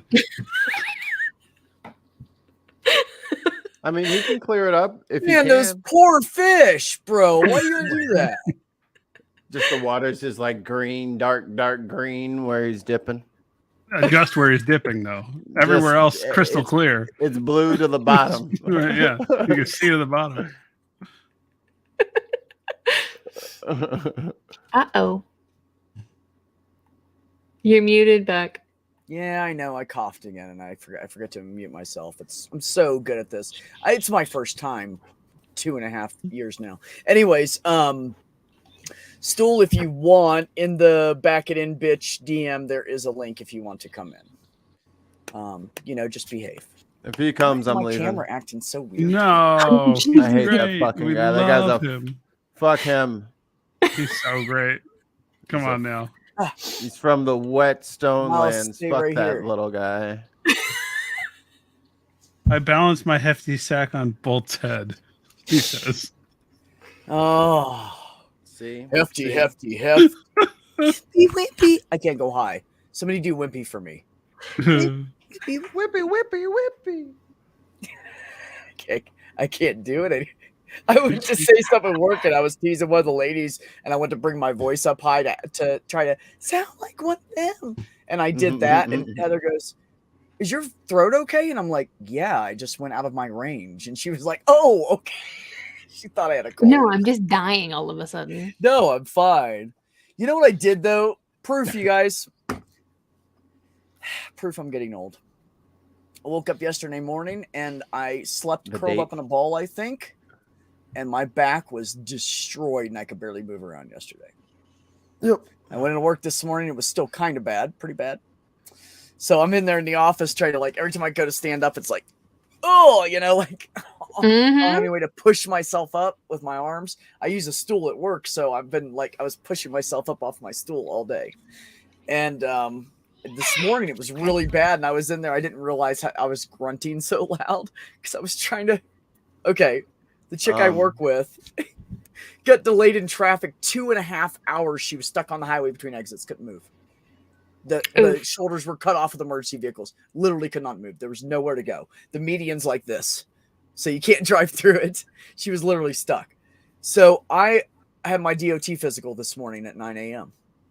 So I checked in the 2 patients that went to Heather and Dr. Higginbotham, and I went in myself to Dr. Warenko, checked myself in, went in to see Dr. Warenko, started my physical. Someone else came in the door. I had to go check in those people. So I'm checking. I'm like, oh, go ahead and sign in. I'll be right with you. And I'm over there in the hallway. F, G, D, D, F, Z, E. Okay, other guy. Yes, ma'am. I need to see your insurance cards. I'm not kidding. This is literally my day. D, H, G, G, H, 2. Yes, ma'am. I'll be right back. Okay, Dr. Warenko, I'll be right back. Okay, write down those numbers. I'll be right there. So I went over and I checked in that patient, checked in the other patient. And then I ran back over in 15 more minutes, went back in there. She took an hour to do my goddamn physical this morning. I don't know why. Maybe it was the constant interruption checking patients. I didn't even answer the phone. And by the time I got done and I sat down, Marissa walks in the door and it's 10:15. She normally gets there at 9:30. No, it was 10:45 or so. She usually gets there at 8:37. So she was literally 2 hours late. And I'm jumping between her desk and mine doing this.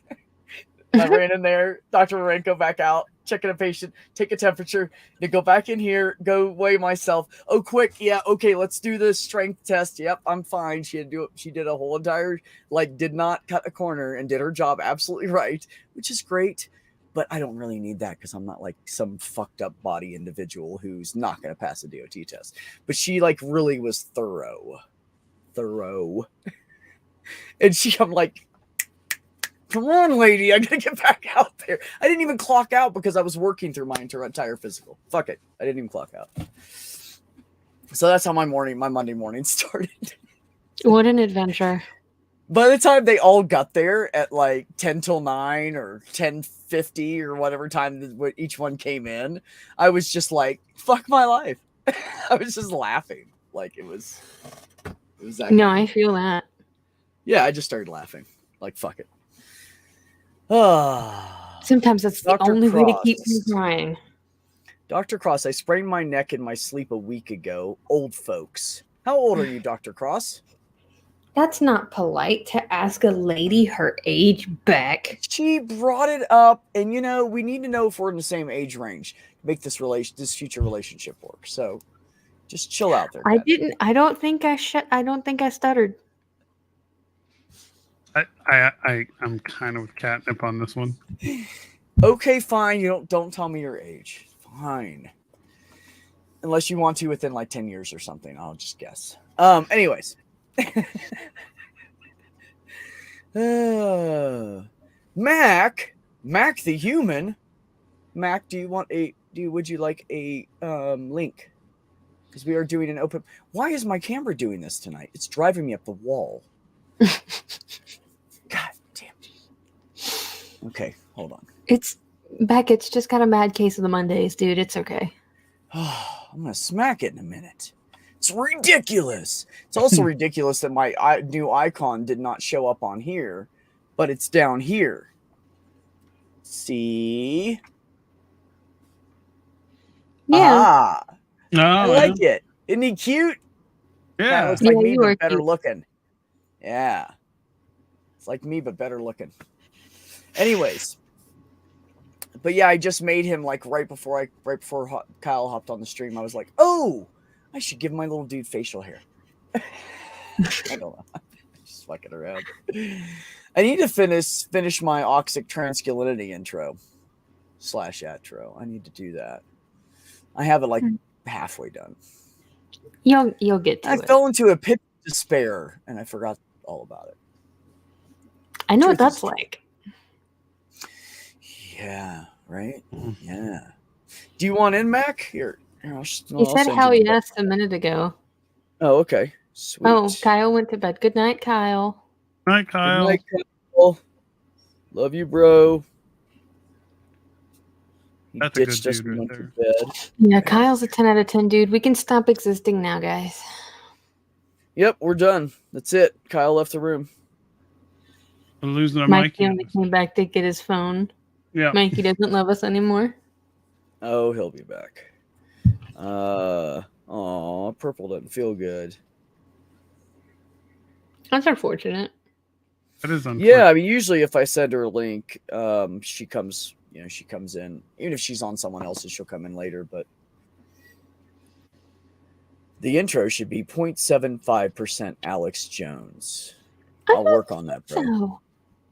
I mean, if I go deep and speak properly. I'm getting a lot. Okay, I'm going to brag. Ready? It's the only thing I have to brag about right now. Besides my facial hair that's coming in. That I'm very happy about. Anyways, the one thing I can brag about. So I redid the outgoing message for when people call in. You call into a place and they say, thank you for calling, blah, blah, blah, blah, blah. Mm-hmm. Dr. Warenko had this really long one on there. It was like 2 minutes, 3 minutes long from when we moved. And she was like explaining where we were and giving people directions and the new address. Hi, Mac. And all this shit. So it was really, really long. And she does not have that good like phone voice anyways. And my voice dropped a little bit. I said, hey, Heather, I'm going to redo it. And she was like, no, I said, hey, I want to redo it. What do you think of this? And she goes, oh my God, that's great. Put it on there. Fuck it. And I was like, okay, I'm going to change it. So I changed it. Dr. Warenko hasn't said anything. She's called in on that phone. I know she knows I took her voice off of there, but I'm getting so many compliments on it. People are like, hey, Beck, is that you on the outgoing message? Oh yeah, it is. Oh my God, that sounds great. Oh, does it really? It's very professional. Your voice is so good on the phone. I'm like, thanks, man.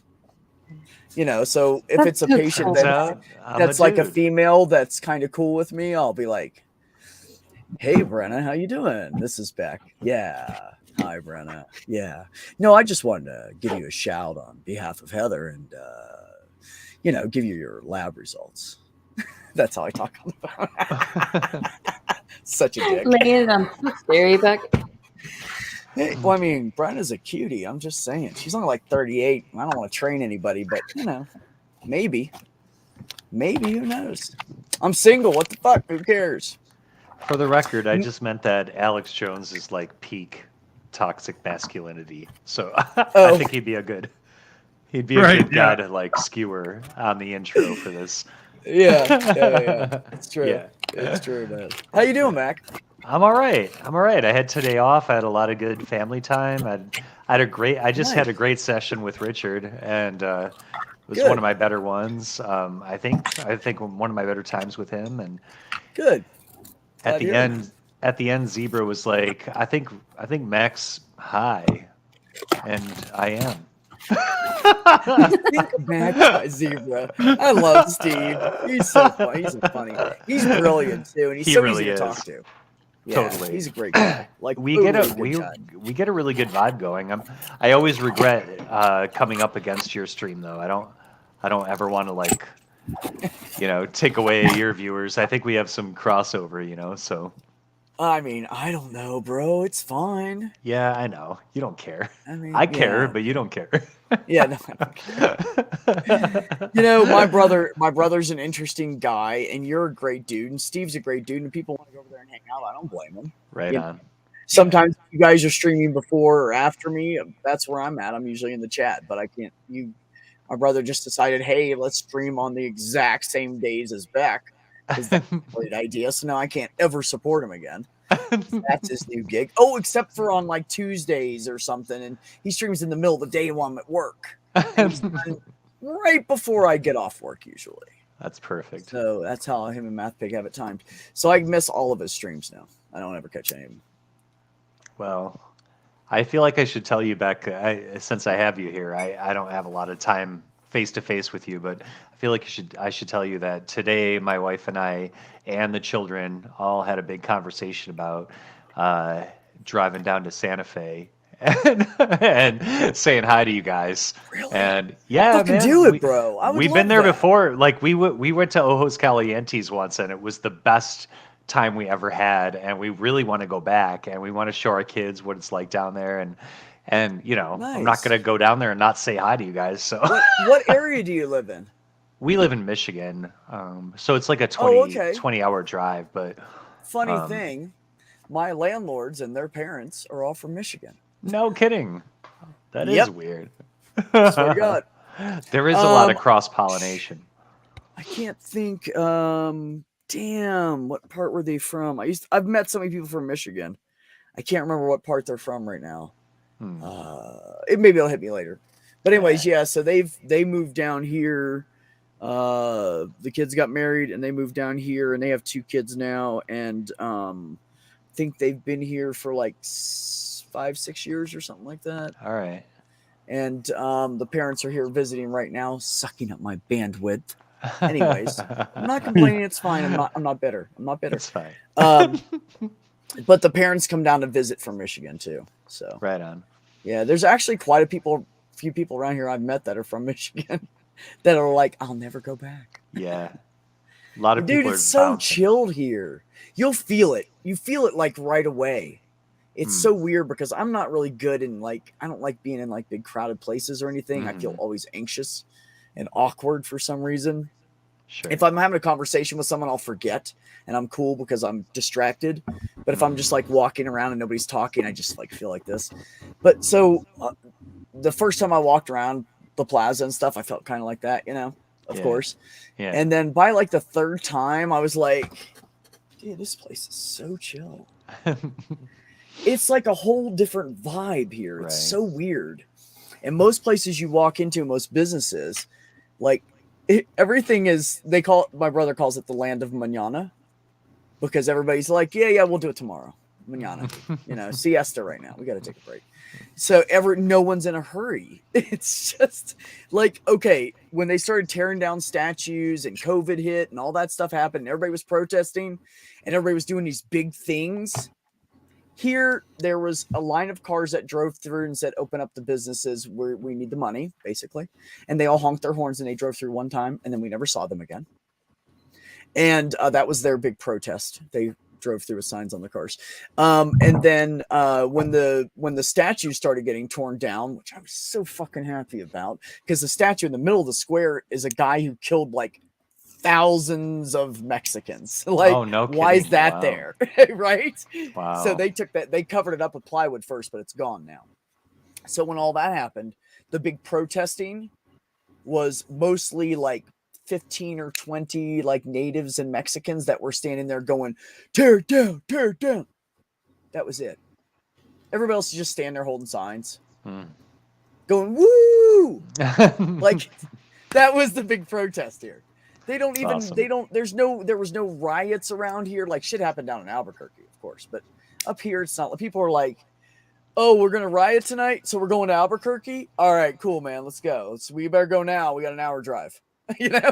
Like, shit does not happen here. It's so cool. It's so nice.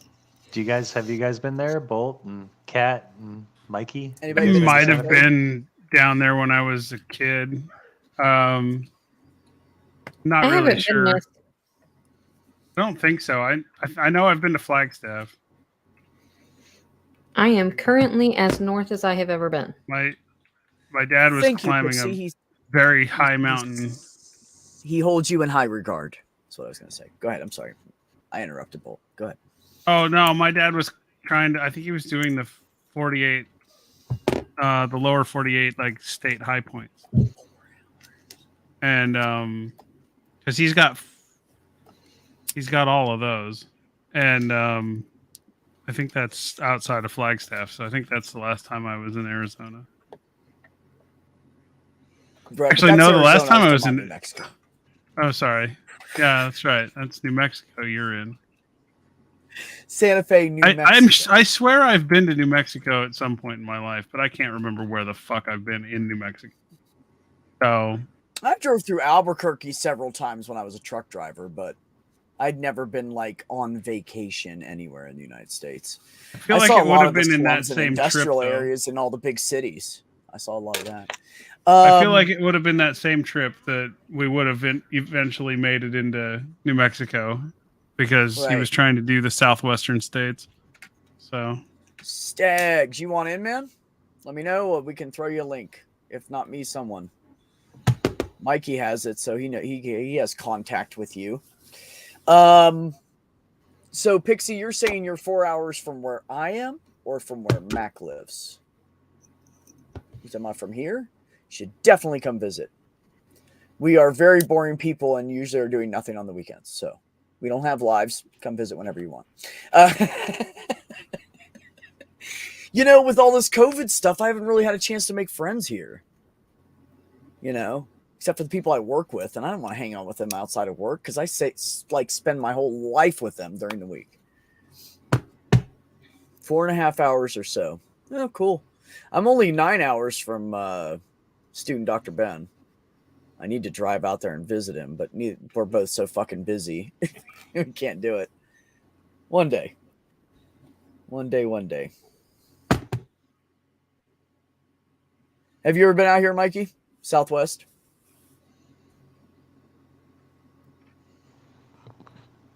Mikey? Mikey's not listening Oh, to he's us. muted. He forgot he was muted. I did it. It's fair. You're still muted. There we go. It helps if the mouse is actually in the right window. Oh, now you want the mouse in the right window of the 10 screens you have. Great. Yeah. There you go. Oops. I was sending Stags the link.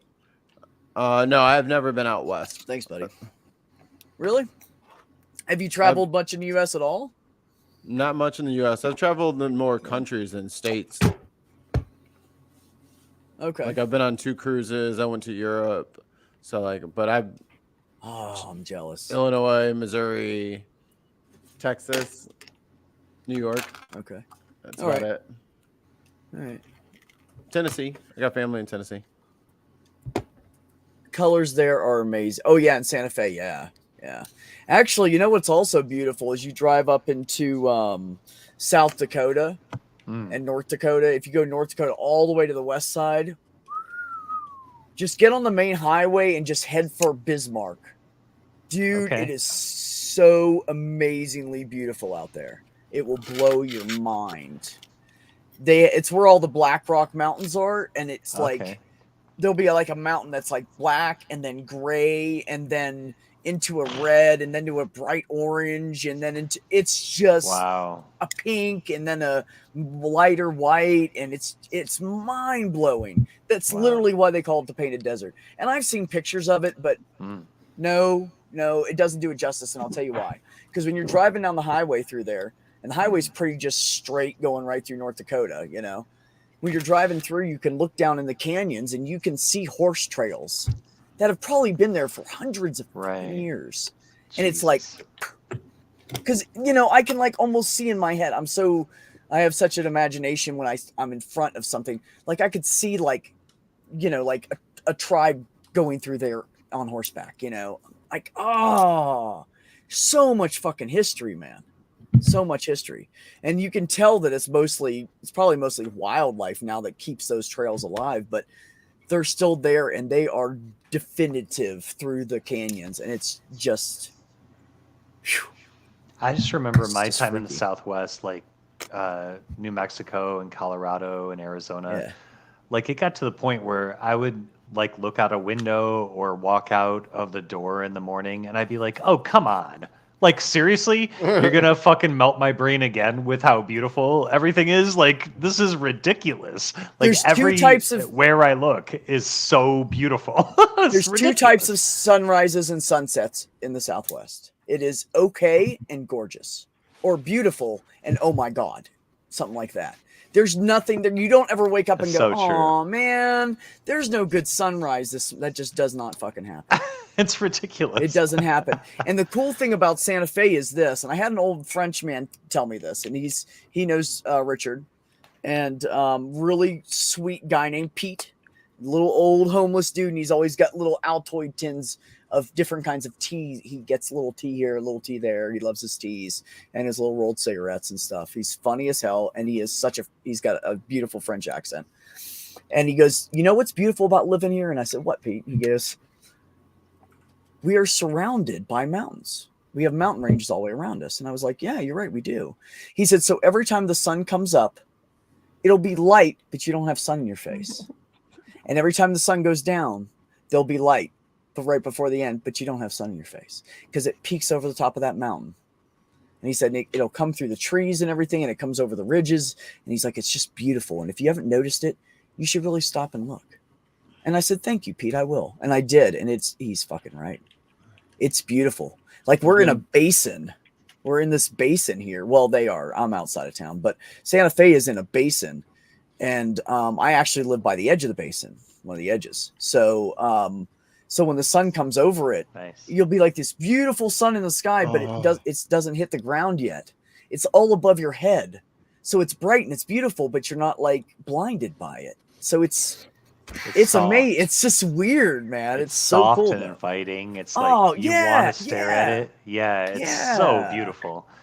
God, and it'll hit the tops of the pine trees and stuff, and you're standing underneath of it, and you can see it hitting but it's not hitting you yet. It's still kind of chilly, and that sun's just coming down at you, and you know it's gonna hit you, and it's gonna be fucking beautiful and warm.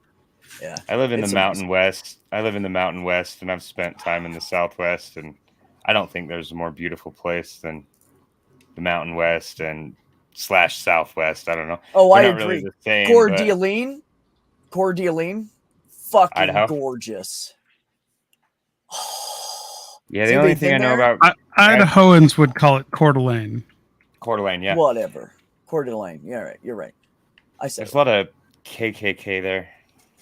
Yeah, there is. Really? Yeah. Oh yeah. Are you fucking kidding, dude? It's Idaho is beautiful full there. of shit like that. Yeah. Shut the fuck! I'll never live there then. Thank you for that. Yeah. I mean, I would honestly. I'm in such a good, liberal, fucking chilled area. If I leave, I'm stupid. Like I was gonna say though, how this whole fucking county is only 80,000 people. I don't even know. In the Southwest, you said that there's never a sunrise that you're like, oh, I don't like that or whatever. There is one place in the Southwest. Ever plain. There's one place in the Southwest that's a little bit special, and I won't say the sunrises are plain, but when you are in Phoenix, Arizona, and it's 95 degrees and the sun hasn't come up yet, yeah, that's when you don't really enjoy the sunrise as much. But see, that's why Oh, it's my beautiful bad. to be in the. That's why it's beautiful to be in the high desert, Stags, and I'll tell you why. Yeah, Because exactly. this is what happens here. Let's say it's 90 degrees during the day, and you know, if you're in a normal place, if it's like 90 during the day, it's going to be like what, 80 at night, 75 at night, 75 if you're lucky. It cools down that much. Usually in the east and southeast and south part of the United States, like it is. So during the day, we'll have like this beautiful 95 to 100 degree weather. The hottest I've seen is 102 here. And yet there's always a breeze because we're at 7,500 feet up. So it's constantly a breeze here. So you never have like some days it's a warm breeze and sometimes it'll come off the mountains from Colorado. And it's like this really nice, cool breeze. And it's like, oh, that felt so good. It's hot today, you know? And you get a lot of those. But at night, it'll drop 30, 35 degrees. Here's the thing, though. So if it's 100 during the day, it'll be down at like 60 to 70 at night. Oh my God, you sleep like a baby. It feels like it's 40 degrees in the wintertime, you know? Here's what I thought the first few days I was in Phoenix and that happened. I was like, isn't this a desert? Isn't it supposed to drop 30 degrees at night? Beck, it fucking did. It was 95 degrees in the morning. And that was a 30-degree drop from what it was in the daytime. And it does it all in the last 3 or 4 hours, too. Yeah, like it's so warm. It cools off like slow.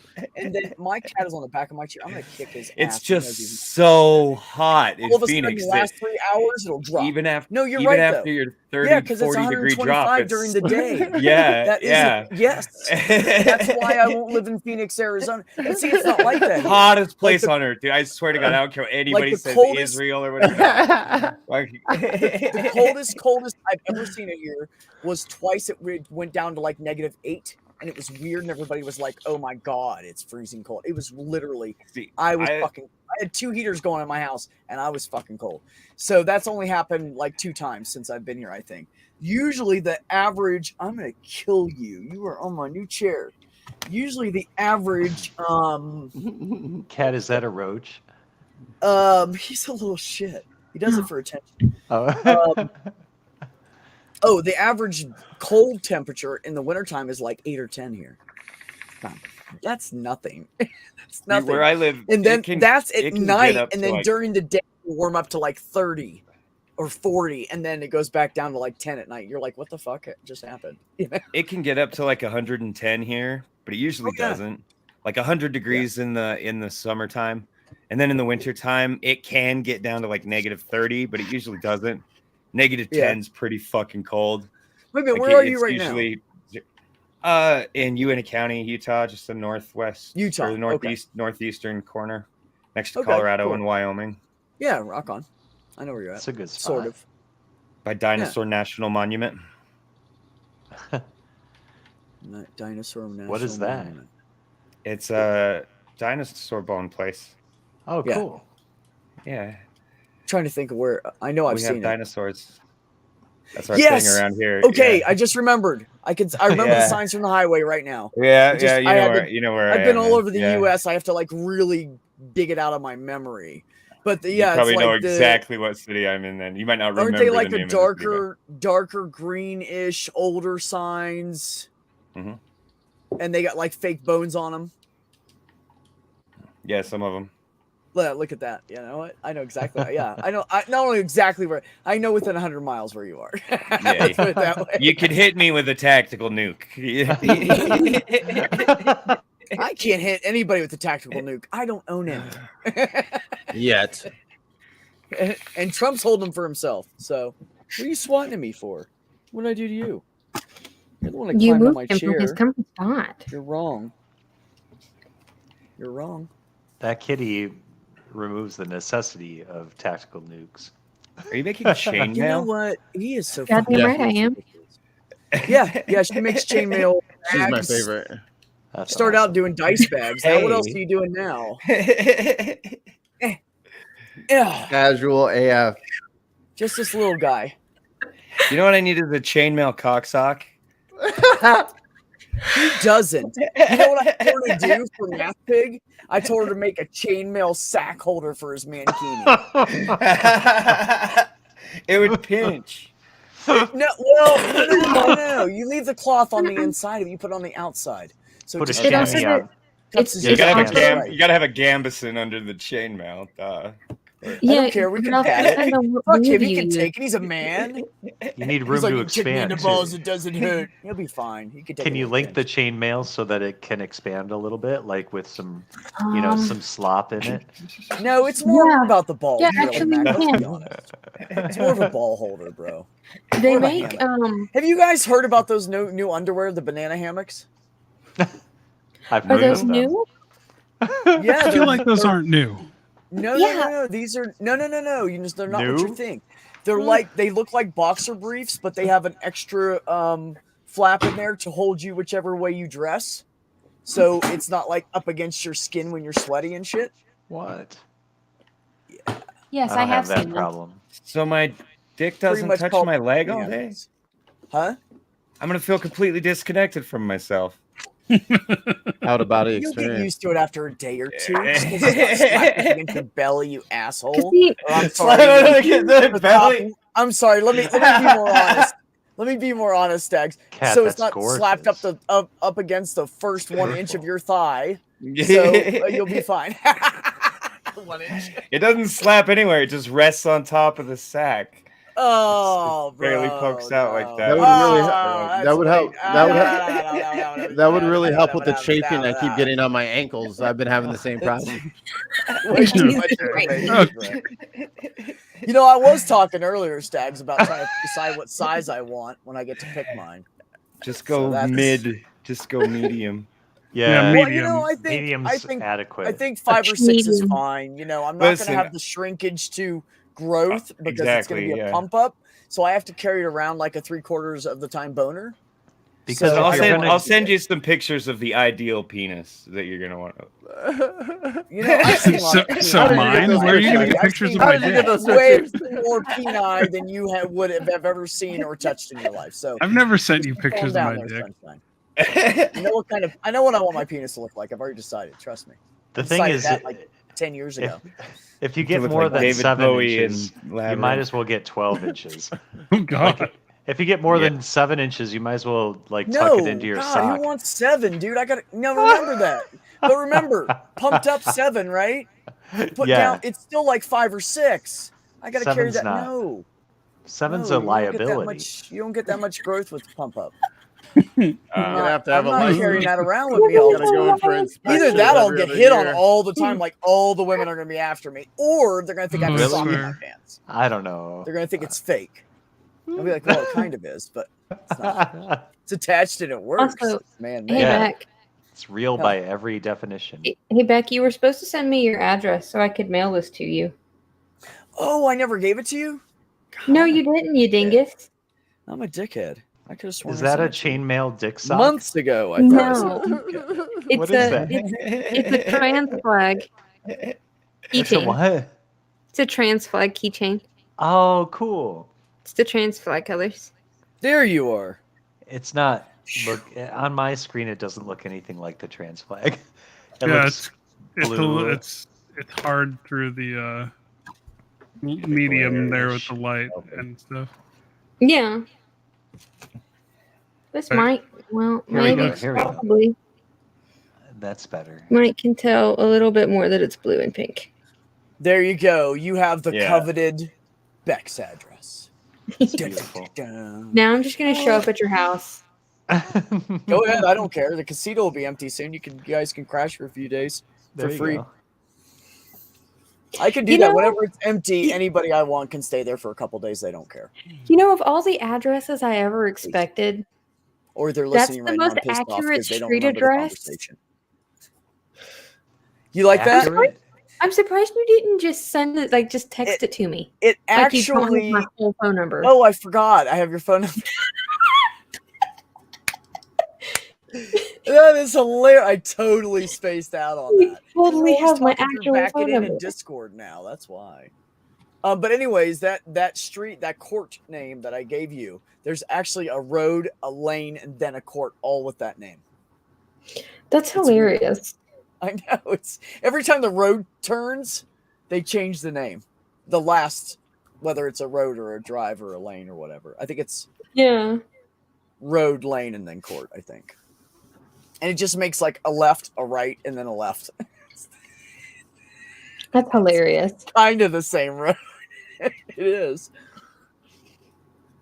Good night, Ollie. I love you, bro. Yeah, I see it on the map. It's like a road and then a drive and then a road and then a court. Yeah, literally. I told you. Yeah. That's hilarious. And the court's only like, I don't know, half a mile long. And the lane is like, the lane is like, I don't know, 3/4 of a mile long, maybe.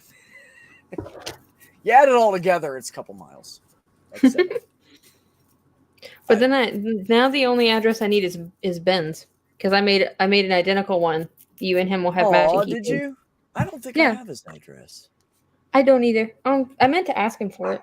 I don't know. I'd have to look back through that DM. It's so long, man. Him and I have talked about a lot of shit last year. Nice. They're exactly the same. Aw. I want that one. Well, yeah. That way, when I go pick up a whore in the bar and she's giving me head, I can smack her with my trans keychain. No, I'm kidding. I'm just fucking around. I wouldn't do anything like that. What? I do want some woman to give me head in the bar, though. That's a thing. That's on my bucket list. But anyway, bars are dirty. Probably, dude, you could have that happen. I'm sure. That's not that. It'll far out of happen the question. at some point. Not a tall order. I'm telling you. I'm gonna. Probably like 2 or 3 in one night if you're. Yeah, I have a dick bucket Oh list. my goodness! I do. I have a dick bucket list. When you're not We born just with went- one and you've thought about having one for like 35 years, it's amazing how many scenarios you come up in your head you want to try. We So went head first into toxic masculinity there. I know, didn't Yeah. We went But dick head it's first honest. into toxic It's just like, masculinity. you know what? It's not toxic masculinity because I'm not saying It's that not. I'm the biggest dick in the world. I'm gonna fuck every bit. I'm not saying that. Okay. I'm trying to be Okay. polite. It's and say I have a true. dick There are bucket people list. who will suck his dick at the bar. I'm sure. of I it. mean, there's It's not women- Yeah, that's There's true. women- No, that won't be a problem. Yeah. There's Yeah, trans you'll find someone who will do that. There's trans women that picture getting screwed or giving a guy head because they want to be a female and be in that role. It's the same thing. I'm just honest and I say it. That's the difference. Right. I don't give a fuck. I just say the truth. You either love me or you hate me, and I'm okay either way. Just let me know where I stand in your life.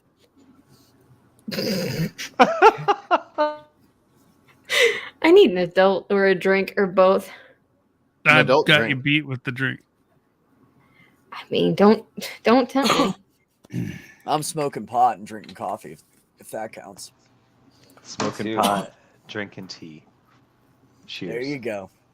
Cheers. Mm. Stags, what are you drinking? I missed it. coffee. You're drinking coffee too. See, I like Coffee. Stags. Pot, coffee, and cigarettes, man. Me and you are like bros, man. Yeah, we'd hang out. We'd stink Hell the yeah. place up for sure. Fuck Just yeah. make Have a our whole yellow pot of teeth. coffee and bring weed and cigarettes, and we're set. That's right. Sit around, have yellow teeth all fucking day. Hell yeah. Nah, dude, I brush them at the end of the day at least. I did too, but Nah, my teeth are actually a little yellow, and why this shows them at white, I don't fucking know, but I take it.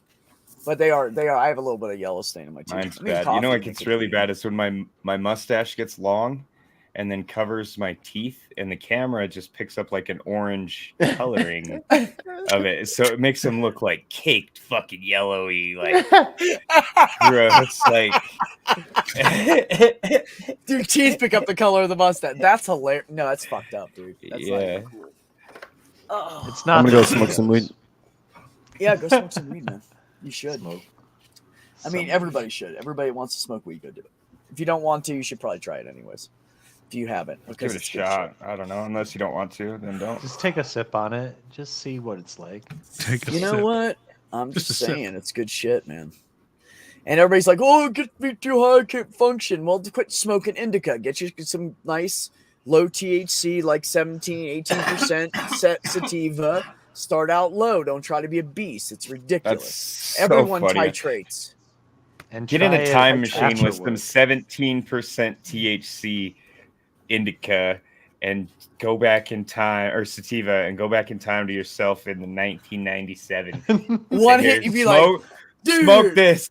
It's low. It's what I call low THC. This will not fuck your whole day up. Here, take one hit of this. Yeah, and because let's go back to in the day, we used to store. smoke some fucking brown cheap shit that the guy up the road grew in a pot. Had Literally, this spider is true, webs by in the it. way, for me. Grew in a large pot outside his back door and would dry in his fucking oven and sell it to us. What the fuck is that? 3.5 grams strain return of the Mac. Nice. Is that what it says? Yep. That's the strain, bro? That's what I got. I couldn't help it. I was like, you got Return of the Mac? I got to get that. If I would have found Beck in there, I would have bought that shit. Doesn't matter. I would have bought at least a gram of that shit just because I had my name on it. Fuck yeah. I'd do it. I would fucking do it, man.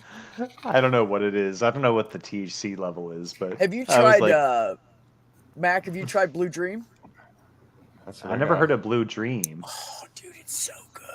Honestly, I usually go for Gorilla Glue. It literally tastes like weed mixed with real blueberries.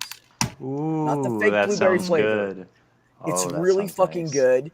It's got a good THC content to it. It's smooth.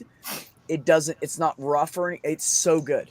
I bought the the first time I bought it because they didn't have it in they did have it in Leaf at the time, but it's random. But I bought these, the oil. Sure. Yeah. And these are like the biggest ones they make, and they're only like $40 here, which is really good because this shit's strong.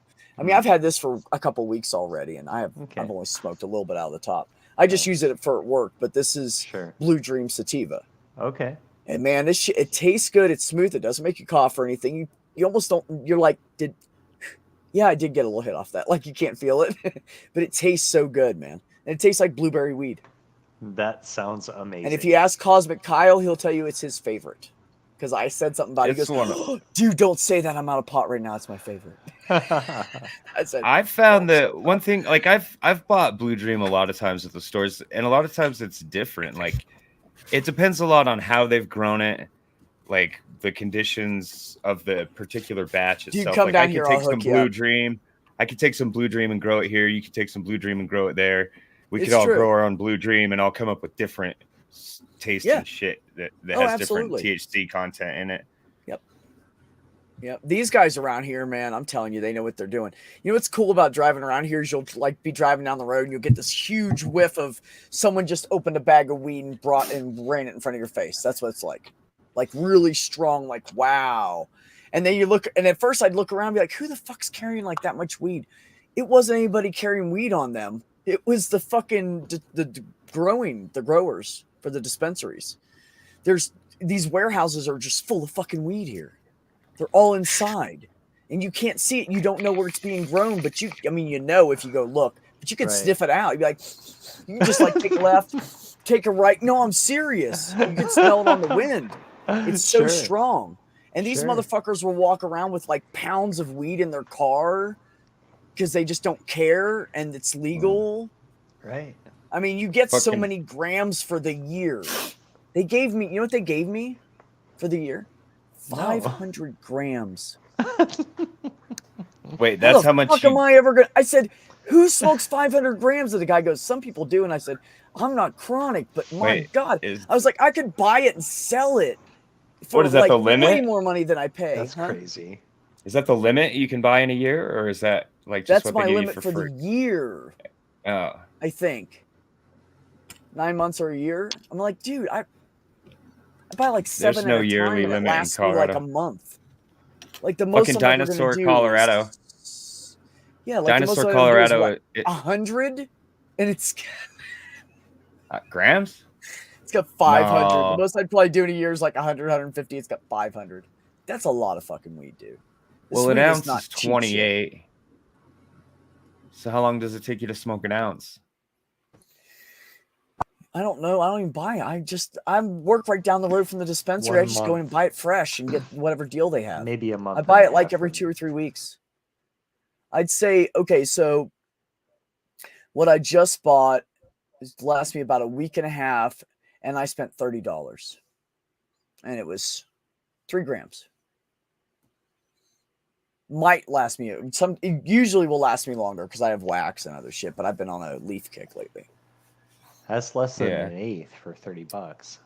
Like I've bought an ounce before and it's lasted me 4 or 5 months. Mm-hmm. Wow. Not It in just Ohio. lasts me a week. Here No matter it how does, much weed though. no matter how much weed I So buy, it much lasts me a week. stronger here. If I buy an So eighth, it lasts me a strong. week.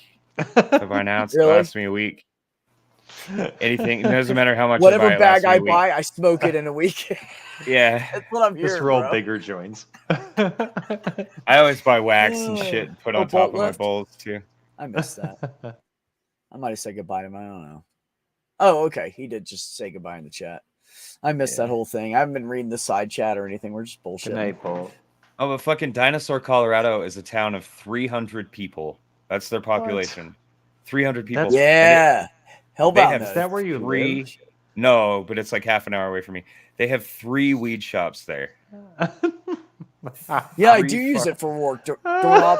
I call it my I'm not going to kill anybody. And I That's pull what I into call it. I pull into the parking lot and it's always all Utah plates. Everyone's always Really? there from Utah, yeah. And they don't What? say shit. I give them my ID. I walk in there and they don't fucking. They're like, they have signs that say like, "Don't tell us where you're going" or anything like that. We don't want to know. What? You know what I mean? I've never heard of that. Dixie said if you run across caviar, get it. It is keef and oil infused, 55.99% THC. Ooh, that sounds good. You know I what had I'm some- asking my buddy down at the dispensary when I go in there this week, don't you? I'm going to ask him about caviar. I want some I've of had some that. shatter that was over 90% before. That shit was fucking wild. What? Wait a minute. What is shatter? It's not wax. Like, it's a type of wax. It's like really concentrated oil. If you get it cool, it'll like break. It'll shatter like rock candy, kind of. Oh, and if okay. you get it warm, it's really gooey and sticky. It's okay. dabs, basically. Almost your like regular, like your regular dabs. that It's you super use. concentrated. Yeah. Yeah, Okay. Rock on. Okay. and it can be anywhere from 60 to 95% THC. That's ridiculous. Damn. I mean, What are you that's Imagine smoking right holding now, a- Stags? This is Smoking salute, flower? dude. Yeah, it's just flour. I got this off the shake shelf. They're like $60 a fucking half or something for a shake. Nice. I'm like, hell yeah, dude, give me that. It's already all broken up. I know there's not going to be a bunch of seeds in it. It's not going to be full of stems. That's what, it's funny because if you drive up to Colorado, if I go up to Colorado to go buy it, they have like all these different, here's all the popcorns, here's all the blah, blah, here's low, medium, good, fucking excellent. And they have like top shelf and it's like a little display and you can look at it and you can smell the shit and they have little jars of it, right? But over there, it's not like that. They're just like here, this one, they're like, yeah, what do you want? Okay, let me see if I got some. Like there's no like Jesus, it's set up that's totally amazing. different. It's weird. Yeah, they're all because different. Colorado's all the shops are about that recreational sale, man. Right. Yeah, we're gonna start out here with like 20. What'd they say? 21 or 24% tax on it, and then they're gonna raise it up later. They're talking about hitting around 33% tax on it. So That's what great. Colorado Texas, did. They Colorado. started out lower and they slowly brought the tax up on it, and people will buy the fuck out of it. Yeah. You know how many people in New Mexico drive to fucking Colorado to get their weed? They don't have Illinois, when Illinois did theirs, they They're ran taking out. Colorado's sales away from Illinois ran out of weed in 6 weeks. them. Really? No kidding. Wow. Shit, bro. That's crazy. Everybody's There's like, a run on "Woo!" weed. Man, It was them the whole dispensaries, Midwest, like all of them. everybody in the Midwest, Iowa, Yeah, fucking everybody was driving Ohio, out. Indiana. Everybody was like, let's go to Illinois. That's But because hilarious. But because it's Illinois, the corruption had to sink its way in. So only certain people got those dispensary Yeah. licenses. I mean, if you'd like a dispensary, maybe you could Yeah. make a little donation to Be a friend of ours. The You church could be- down the street. Yeah. Yeah, you could be one of our friends. you know my my nephew, he plays softball. He's got a Watch great each team. other's You should back, you know what I'm consider. saying? Yeah. They need new uniforms. You know, Yeah. we got a thing. You know- we could get a thing. Let's get a thing. You Yeah, I wash mean, my back while I wash my feet. It's a thing. Yeah. You scratch mine, I scratch yours, you know? Yeah, Look, I you mean, know? if you could buy maybe know. some Girl Scout cookies. maybe 80,000 maybe some cigarettes. Yeah, I have a Pixie. Fucking I have a Illinois. cannabis card. I don't know how long cannabis card has been around here, but they just the other day made it legal here, April 1st. April Fool's Day, but not kidding. Got you, suckers. Yeah, right. I thought about that, bro. Somebody told me like 3 or 4 weeks before. They said, "Yeah, it's gonna be legal on April 1st." I was like, "Cool," and I went, "Wait a minute. You think they're gonna fuck with the potheads and be like, got him? Okay, it's legal, Dumbass. I got you. Best joke ever. Got you. With No, your the dumb potheads are ass. like, God damn it, I knew it was too good to be true, man. fucking shit." All right. I have like a 20-minute drive every time. If this in a fantasy book that I'm writing in a video game, if I was to be like smuggling any kind of thing over the border or whatever, it's like two-thirds of the trip I'm in Utah. So it's always kind of like, let's just get home really fast. But the cool thing is, like, so many people make that same drive. Like I've driven to Dinosaur a million times before it was ever fucking legal in Colorado. So it's not like they're not going to just like post up a roadblock or anything like that. They have better shit to do. I've never been pulled over coming back from Colorado. I haven't either. We used to go over there to buy beer. We used to go over there to buy beer. Oh yeah, yeah. Because I live in Utah, so we'd go to Colorado to buy beer because it's 30 minutes away. I think to the closest dispensary to us, it's 3.5 hours from where we live. Wow. And we live south of Santa Fe. I live like 35 minutes south of Santa Fe. So we have to go past Santa Fe and then go up in there. So it's like, I think it's 3.5 hours, I believe, one way. God, that's fucking far. But we go up there and you buy as much as you can, which is a fucking better than it used to be. And you buy as much as you can. You come back and my landlord, I drove up with them and they stopped at a little dispensary on the way out of town and bought one single joint. They were like, for the ride back, and I was like, all right, we got high as fuck on the back. I was stoned all the way down that road. We're both like, yeah, man. And those fucking politicians, bro, what the fuck, man? Like, no, they are a sweetheart. Very good person. I guess it's not that bad driving 3.5 hours when you know that when you get there, the store is actually going to be there. They're going to sell you the stuff. Oh, you know what I mean? You're not going to have to go through all the bullshit. You just have to go through, like, call them again. Hey, did you guys forget about me? Drive all the way up there, wait, you're on your way. Don't show up. You go back home. They show up 4 hours later, and they're pissed because you weren't waiting.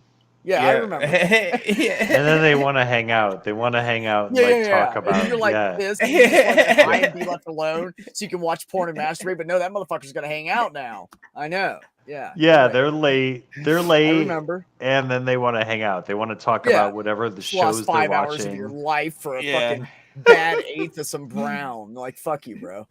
Yeah. And they're like, "Aren't you gonna smoke me out?" Like, no, man. Hey, look, you know what the coolest dealer I ever had? So when I lived in Virginia, I had me and the ex had a painting company together. And we met these guys at Sherwin-Williams, and we went to the Sherwin-Williams in the cheaper part of town because the price was a little cheaper, 50 cents here, 75 cents there, but it adds up. So we started going down there, and there was 3 black dudes that worked there, Matthew, Daniel, and Ed. And they were the coolest fucking guys, man. They were just chill. They were cool to hang with, and they were, funny and all that shit. So, we were talking one day, so somebody said something about pot in there, one of the other painters. And we were like, Psh, you know where to get some? I don't know where to get some. And she was like, I don't know where to get some. And then we go up there, and Daniel's like, I can hook you up, man. And I was like, what? And he's like, I can hook you up.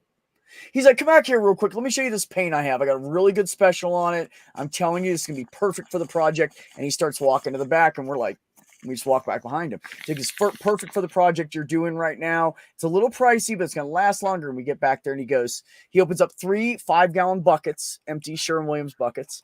And they're 3 different grades. And he's like, what do you want? Holy shit. Regular, unleaded, or diesel? Yes. Diesel, and I want $90 worth, whatever you're gonna give me. He's like, I'll hook you up. So we started going into Sherwin-Williams, and I'd be like, hey man, I just started doing this, and he knew exactly what I was doing the first time I did. It was perfect. I said, hey man, remember that green paint you mixed up for me at that special project? He's like, yeah, man. I was like, can I get a can of touch-up? He's like, yeah, bro, I got you. So he goes back there, he fills it with weed, right? Brings it out, sets it on the counter, acts like he's typing the cash register. I pay him. He acts like he puts it in the cash register. He puts it in his little apron pocket. And he goes, all right, man, see you next time. And I fist bump and walk out the door. So then he was like, hey, man. There's a cop sitting there with a pen that's like, this is gold. This is gold. He was the coolest dude. He dubbed it. He had another side hustle. It was called the Homeboy Shopping Network. He had a guy that worked at Best Buy. Man going to jail. Dude, he would rip shit off. His buddy would rip shit off of Best Buy, and Daniel would fucking sell it. I got this brand new $800 video camera for $150. You're not ratting on this guy, are you, B? My ex has that. It's hot. Just saying. Anyways, do not pass go. They were not collect $200. But Daniel would end up working. Don't say it's jamming. Daniel would end up working late and shit. Oh, I don't know anybody in this. I'm high. Like it's hearsay. Anyway, so Daniel started coming over to my house to deliver the shit. And he'd come over and he'd give me a bag and he'd go, oh man, I threw a little extra in for you. And I'd be like, thanks, brother. I appreciate it. Like, no problem, man. And he's like, oh, hold on. And I'm like, what? He's like, don't open that. And he's like, I got a blunt. And he'd have like this huge freaking blunt. What's got like a quarter in it or something. And he'd be like, let's smoke that up first. And then he'd roll it up in front of us and leave like piles of weed on our coffee. Am I going to go to jail with y'all? Like it was crazy, dude. He was the coolest. No, this was like, oh my god, 19 years ago, man. This has been a long time. I was in North Dakota working, and we were staying at this casino on an Indian reservation. My fucking back is fucked. Sorry, guys. And fucking, we're like, we need to get some weed, you know what I mean? Like me and my coworker, and he's like, I'm just gonna go scout the fucking casino until I find somebody, you know what I mean? He comes back to the room like 10 or 20 minutes later, and he's like, I found somebody that's going to hook us up, but it's like $50 a gram. And we were like, Jesus. No. I can't remember how much we bought. It was stupid. That's expensive. It was. It might have even been more than that. It was ridiculously expensive. It might have even been more than that. I'm just saying 50 because I know that sounds high. Why is Ben in the chat? I've been long Furbeat. He's studying tonight because we're doing a stream tomorrow night on Tang, and then we got Wednesday night, and then we got. I think he's got something going on Thursday night. Then we got Friday night, and then he's got Saturday. All right. I can keep going. This motherfucker's busy, man. You know, it's funny is because when he first started hanging around my channel, I said, "You wait, man." I said, "We're gonna get your name out, and you're gonna start putting some shit out, and you're gonna fucking blow up." And he was like, "Oh, I don't know about that." Hey Ben, what did I say?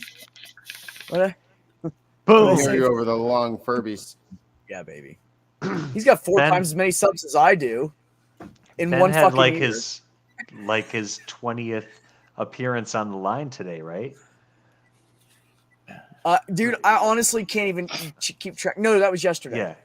Oh, okay. Yesterday. Yeah, that was yesterday. Yeah. He hosted. But Ben was on the line. Yeah, Ben was on the line. He hosted recently. And had Heathen Queen co-hosting. That was good, man. Yes. Yeah.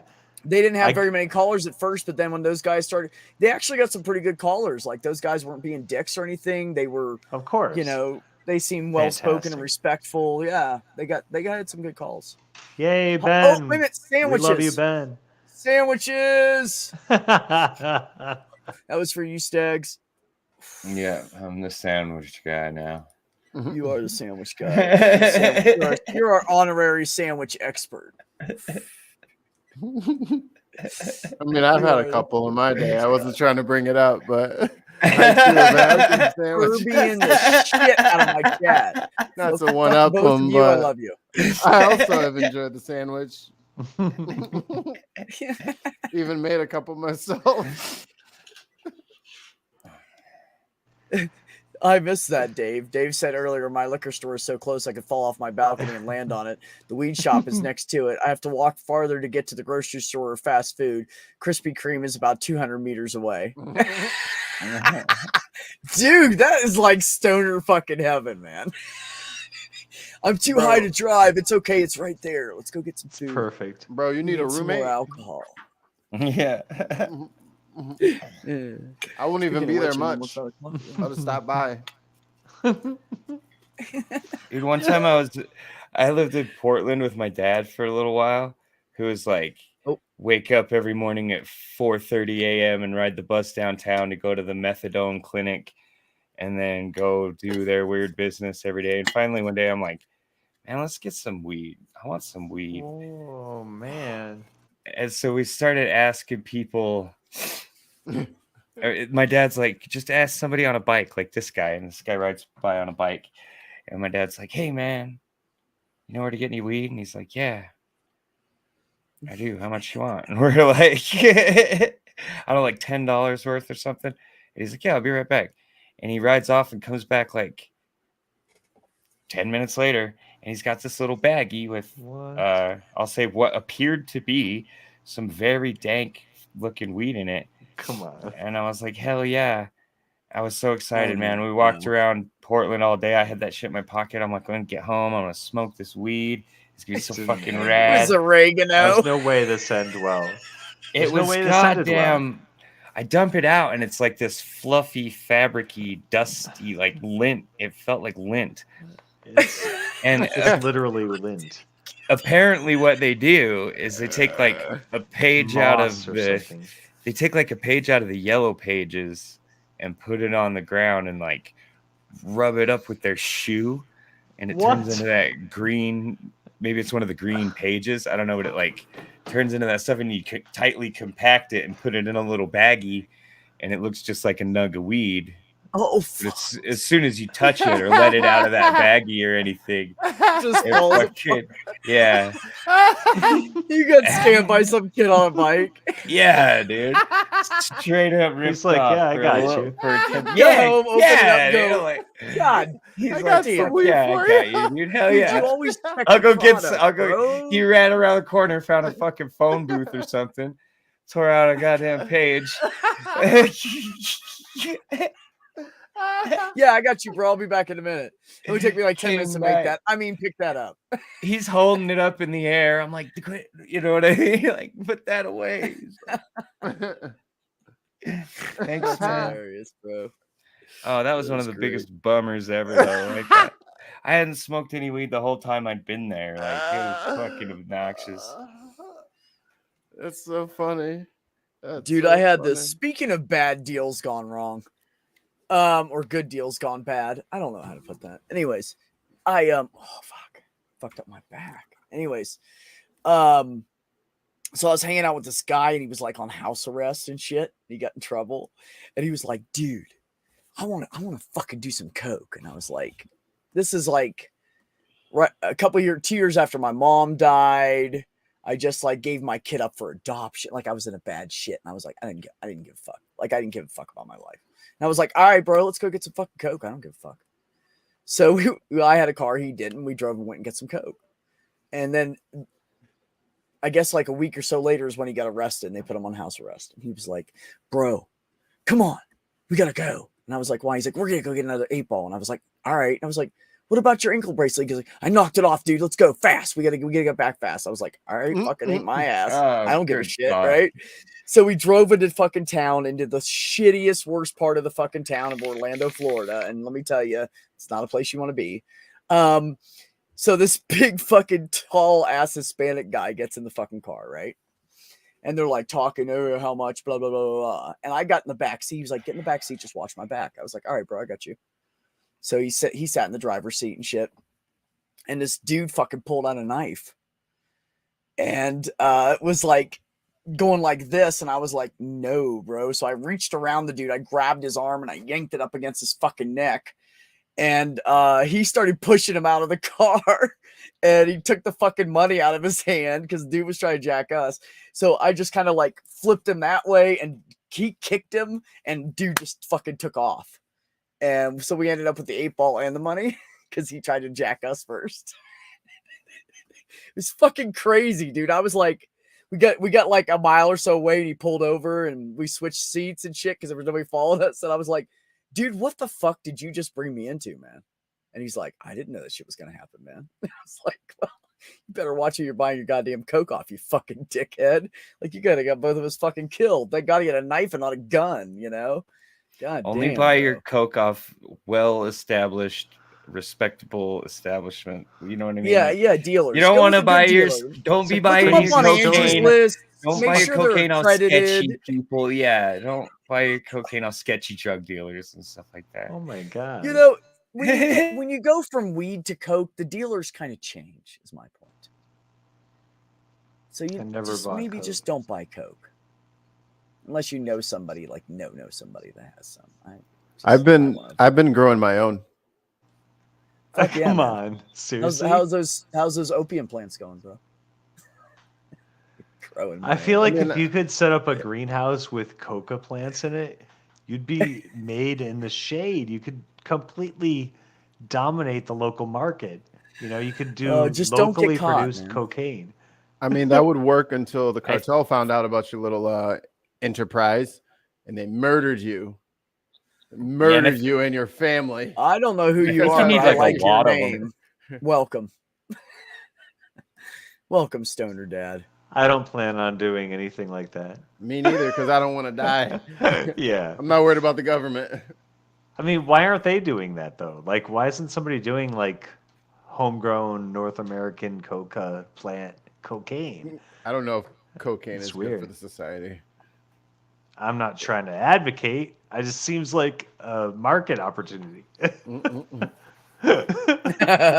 little bit in my ear says how the 80s go. Yeah, that makes sense. Yeah, I don't know. You know what my landlord's been trying to do? They've been trying to open up their own dispensary. Really? That's what they've been trying. Like, don't try to do it in Illinois unless you this much of paperwork and stuff and business shit. And yeah, now's the time to do it. Get in on the ground floor. Oh, ground floor is established. People are trying to do you're like right. The ground floor is established. You're absolutely right. At this point, it's just about making money, and they've already figured out that they can like get the building and everything, and pay for everything, and be caught up in making good money in 3 to 6 months. Yep. Yep. If you have the upfront from money, it's a sure thing. Yeah. Still, yeah. Around here, they're trying to open up cafes where like. Eventually, you'll be able to get like weed infused drinks. Pixie, I love you. That's awesome. Yep. Wake and bake, exactly. And have the people like buy the shit and then sit down and yeah. have a cup of coffee while you're bagging it up or something. But I don't know. See, the thing is you have to watch with regulations because I don't think you can smoke it on the property. I do not know if that's true. Although I do know that most people in the dispensary are high all day long when I walk in there. Certain municipalities are starting to allow that. Yeah, you're usually not allowed to smoke it on the property. Yeah, I think you'd have to have like a wall with the coffee shop on the other side or something for them to go over there and smoke it. Right. And you'd have to make sure it's legal with the city. But that's an awesome fucking idea because they have that shit in Amsterdam. We totally need that in the U.S. People need to chill out more. Right. It's true. Completely. Like me. Let me smoke more. Yes. Yes. Roll it up back. Nah. I'm gonna hit my shit. Dude, I ain't got time to roll anything else. I just fucking like peel it off, get the stems out of it, throw it in there, and fucking smoke the shit. I don't use a grinder. I just let all the keef fall down in the bottom of my jar. And then when I get down to the bottom, I just scrape the jar onto the top of whatever's left, and I get so baked. That's so sick. I actually took the keef last time I had in here because I only use the big chunks. I leave all the fucking shake and everything in there, a little bit of shake there is. I took that and I put it in a joint and smoked it, and I was fucking like so you smoked fried, a joint bro. of keef? Yeah, it's basically what I did with a little bit of weed on the top of it. I threw some weed in with it on top to start it. Basically, it was a little bit of shake and a bunch of keef, and it was just hilarious. I was like just getting it down in there. I was like, how the fuck do you pack these things? I don't know how to pack it, so I went and got a funnel I have had for a long time that's small that I've never used, and I just dumped the weed in there and shook it in there and knocked it down in, and then just packed it. I've never used those pre-rolls before. I didn't know how to fucking do it. A little funnel worked perfect though. Let me tell you. Sounds Nice, awesome. slick plastic. It didn't stick to it. All right. I just packed. What about you, Jags? Jags is a bowl guy. Oh, that's a pretty one until it gets dirty. This is full of keef. That's 100% keef. Oh, really? I tapped that out of the bottom of my grinder. So Let me smoke more. Yep. Same, bro. Same. Hey, I mean, if you're gonna smoke, I'm gonna smoke. Smoke it if you got it, or if you want to, go ahead.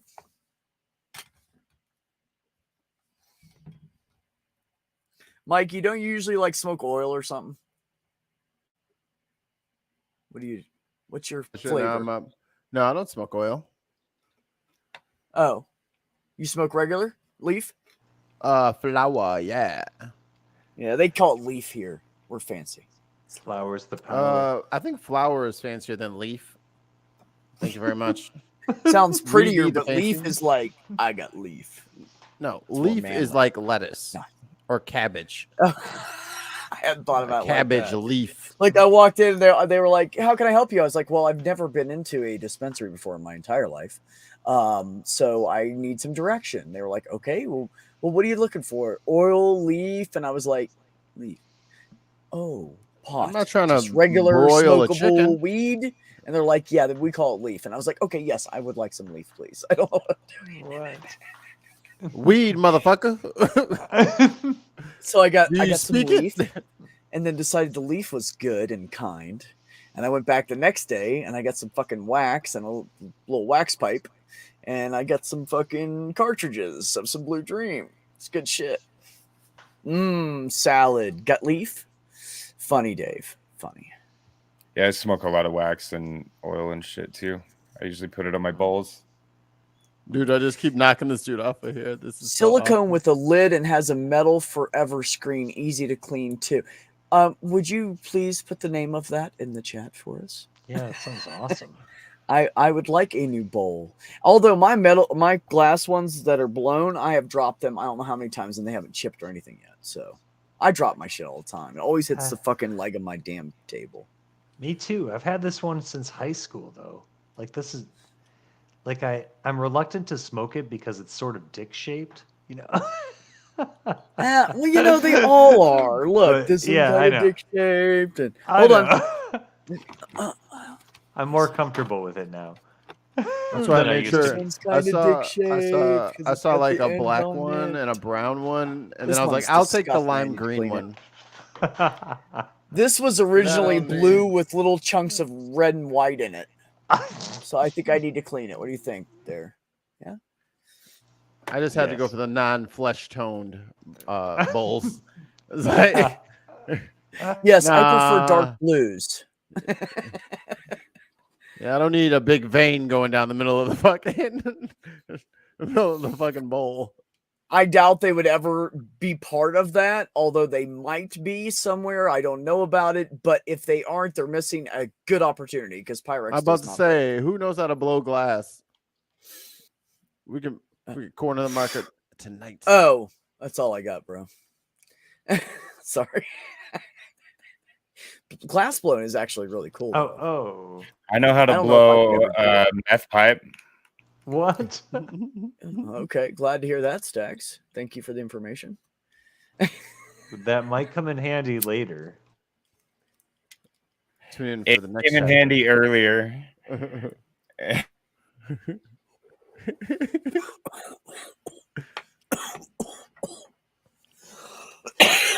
Yep.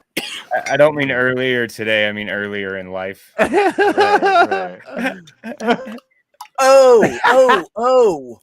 Oh. Well, that's good. I think that time frame difference matters for sure. Yeah. Oh, for sure. Yeah, for sure. I would agree. Oh, what's going on, How do you- chat? Bro, if Pyrex gets their hands on the bong game, bro, it's This a is wrap. very important, Pixie. Bro, We it's need a the wrap. unbreakable bowl with a lid. I need that in my life. Yeah, if you could, that would be great. Thank you. Oh my god, dishwasher safe. Fucking like rubberized fucking grips and shit. There's really you can bake them. There's really an opportunity there. I tell you what, Hellbound, when I got desperate and I didn't have enough money to buy a whole bowl, I went down to the local hardware store that had the cheapest hardware and went right into the plumbing section and created my own. And I had that bowl for years. It was great because I used brass. I used all brass, except for the end I had steel, and then the end tip I found was stainless steel that I put on it. Nice. And I also could put a lid on it, with the little 4 square. But it was great because you could totally take it apart. You could totally take it apart and clean it. Yeah. It was like the best bowl I ever had in my life. I don't know what ever happened to it. And you could pack a bud into the middle. Oh, you could put a whole fucking you can make whatever size you wanted. Yeah, you can make whatever size you just go get that other piece, the other adapter. And it was just adapters. Oh man, I loved you doing with that. internal threads, and then you could put whatever pipe end you wanted on the end of it, cap. Yeah, it's good shit. I've also made them out of corn cobs and milkweed shafts. You poke the weed out of the milkweed, the white shit, milky shit out of it, and cut a corn cob off and cut it out the center with a knife, and then you cut a hole in the end. You just stick that in the end, and you have a fucking corn cob pipe. That's what we would do when we were kids. That was the first time I ever smoked weed in my life, was out of a corn cob pipe. Yeah, true story. Go ahead and laugh, Stags. You're muted, bro. Can't hear you. Yeah, laugh away, Stags. As you can't be heard. Ha ha ha. Yeah, I know. I was muted. I was giggling. It's not good. I'm just teasing. We're busted. Our back channel communications have been compromised. We were playing trucks. There you go. For tobacco only. That's what I should probably do, is get like a real pipe that you can like take it apart. Just leave the filter out of it. Yeah. Apples are great if you have patience and room in the freezer. Oh my God, you're supposed to like freeze them or something, bro? Because we just cut one open and stuck it right in there. It was a bitch getting that shit to burn. Carrots are better. Carrots. They can also be very juicy and wet, though. You'd have to dry it out still. No, I'm just being serious. It's true, but they are a juicy vegetable. I don't think I've ever called a carrot juicy. I had good luck with carrots. You haven't seen some carrots I've seen, Mikey. They were juicy, baby. Let me tell you. God damn them carrots. Juicy farm-grown carrots. Bulbous. Some nice farm-grown. Those nice, are thick those are they got some weight to them. They got some weight to them. You can thunk a rabbit on the head with it and knock it out. Little bunny foo-foo, I don't want to see you. Oh my God. Would anybody mind educating me on the lingo? Like, what's the difference between bud, joint, roach, bowl? Oh, okay. So a bud is a piece of weed. I got to go to the store tomorrow. Well, this was a bud. I got some. Hold on. It is now since fallen apart. Someone else. It's like flower. It's a flower bud. It is a flower or a leaf where I live for some weird reason. They had to spice it up. Okay, so that is a bud. A joint is when you take it and break it up and put it and roll it up in paper. Into a cigarette. Roach is what's left at the end because you're too high to smoke the rest of it, and you kind of hold on to it until you're like, you know what? I'm almost out of weed. I want to get high. You grab the roach. That's what roaches are for. And the bowl is one of these that you put weed in, henceforth and such. I got a good one. Oh, and a bong are the really tall ones that you put water in the bottom. And it filters the smoke through water. And a lot of people like to do that with ice cubes. And it kind of, they say it makes it, yeah, that's a nice, ooh. Oh, that's pretty, Mikey. Oh, that's really, really pretty. Yeah, that's beautiful, my friend, right there. That's got like a blue-green tint to it. Yeah.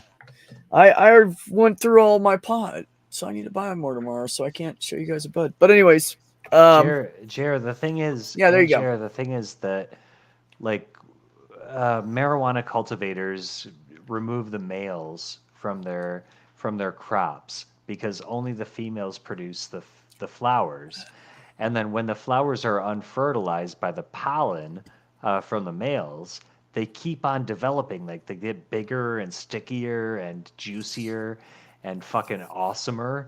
And they're like, "Hey, come on, pollen, stick to us." But if there's no pollen around, they just like they burst with this like potentiality, this medicine, and it's THC. And so, like, if you can control the environment enough so that the females never get pollinated, then eventually you get these gigantic, they're called buds because they're flower buds. They're unpollinated flowers. They literally are.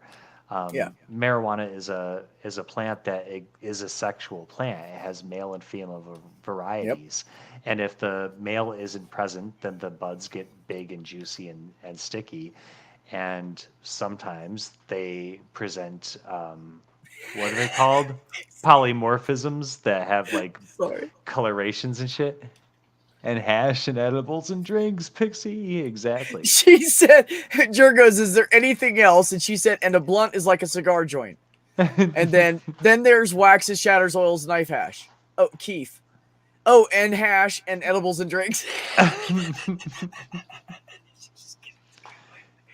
It's actually and don't forget, Pixie, there are two different kinds of oils. There are oils that you can drop and eat, or there is an oil that you vaporize. That's right. That you can. Yeah. There's two different kinds of oils. Right. So, and there are several different kinds of edibles. Everything from brownies to gummies to I don't know. Fucking name something. You want a milk dud? They probably make something granola. Like that with pot in it. Like everything has pot in it. They'll put pot in anything. They'll. Yeah. I noticed my boss the other day has like a bag of CBD granola in his desk. He's like munching on this. Dude, there's so much snake oil shit around the weed industry right now. CBD chapstick and CBD granola. And half of the claims they make about CBD, they're saying that it does stuff that was based on studies specifically done on THC, like isolated THC. No, so like half of what they say CBD does, it doesn't even do. They're saying it cures everything, and that's always a bad sign. Whenever they're like, "Oh yeah, you got a bad back, rub some CBD grease on it. You got a sad heart, take a CBD rock and put it in your pocket, and you'll feel better." You know what I mean? Like, hey, my CBD rock is really helping me.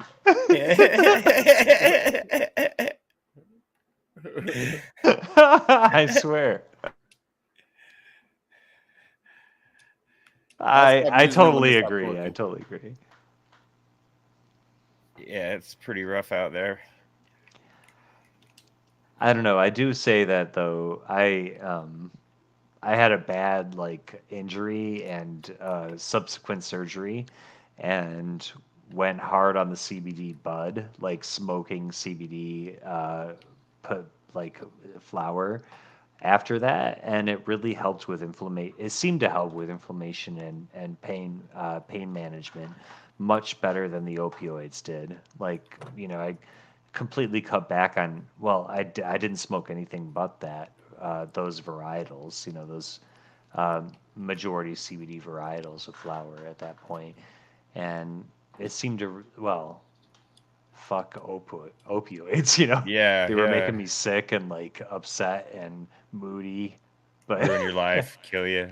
Yeah, exactly. All that. Yeah. And they didn't seem to help me manage the pain. So on top of it all, like they didn't even seem effective. But the bud did. So, you know, like I think there is something. I think there's something to it, but I don't really know. Like I don't know where the studies come down on it, and I've never like bought like gas station CBD stuff, you know, but right.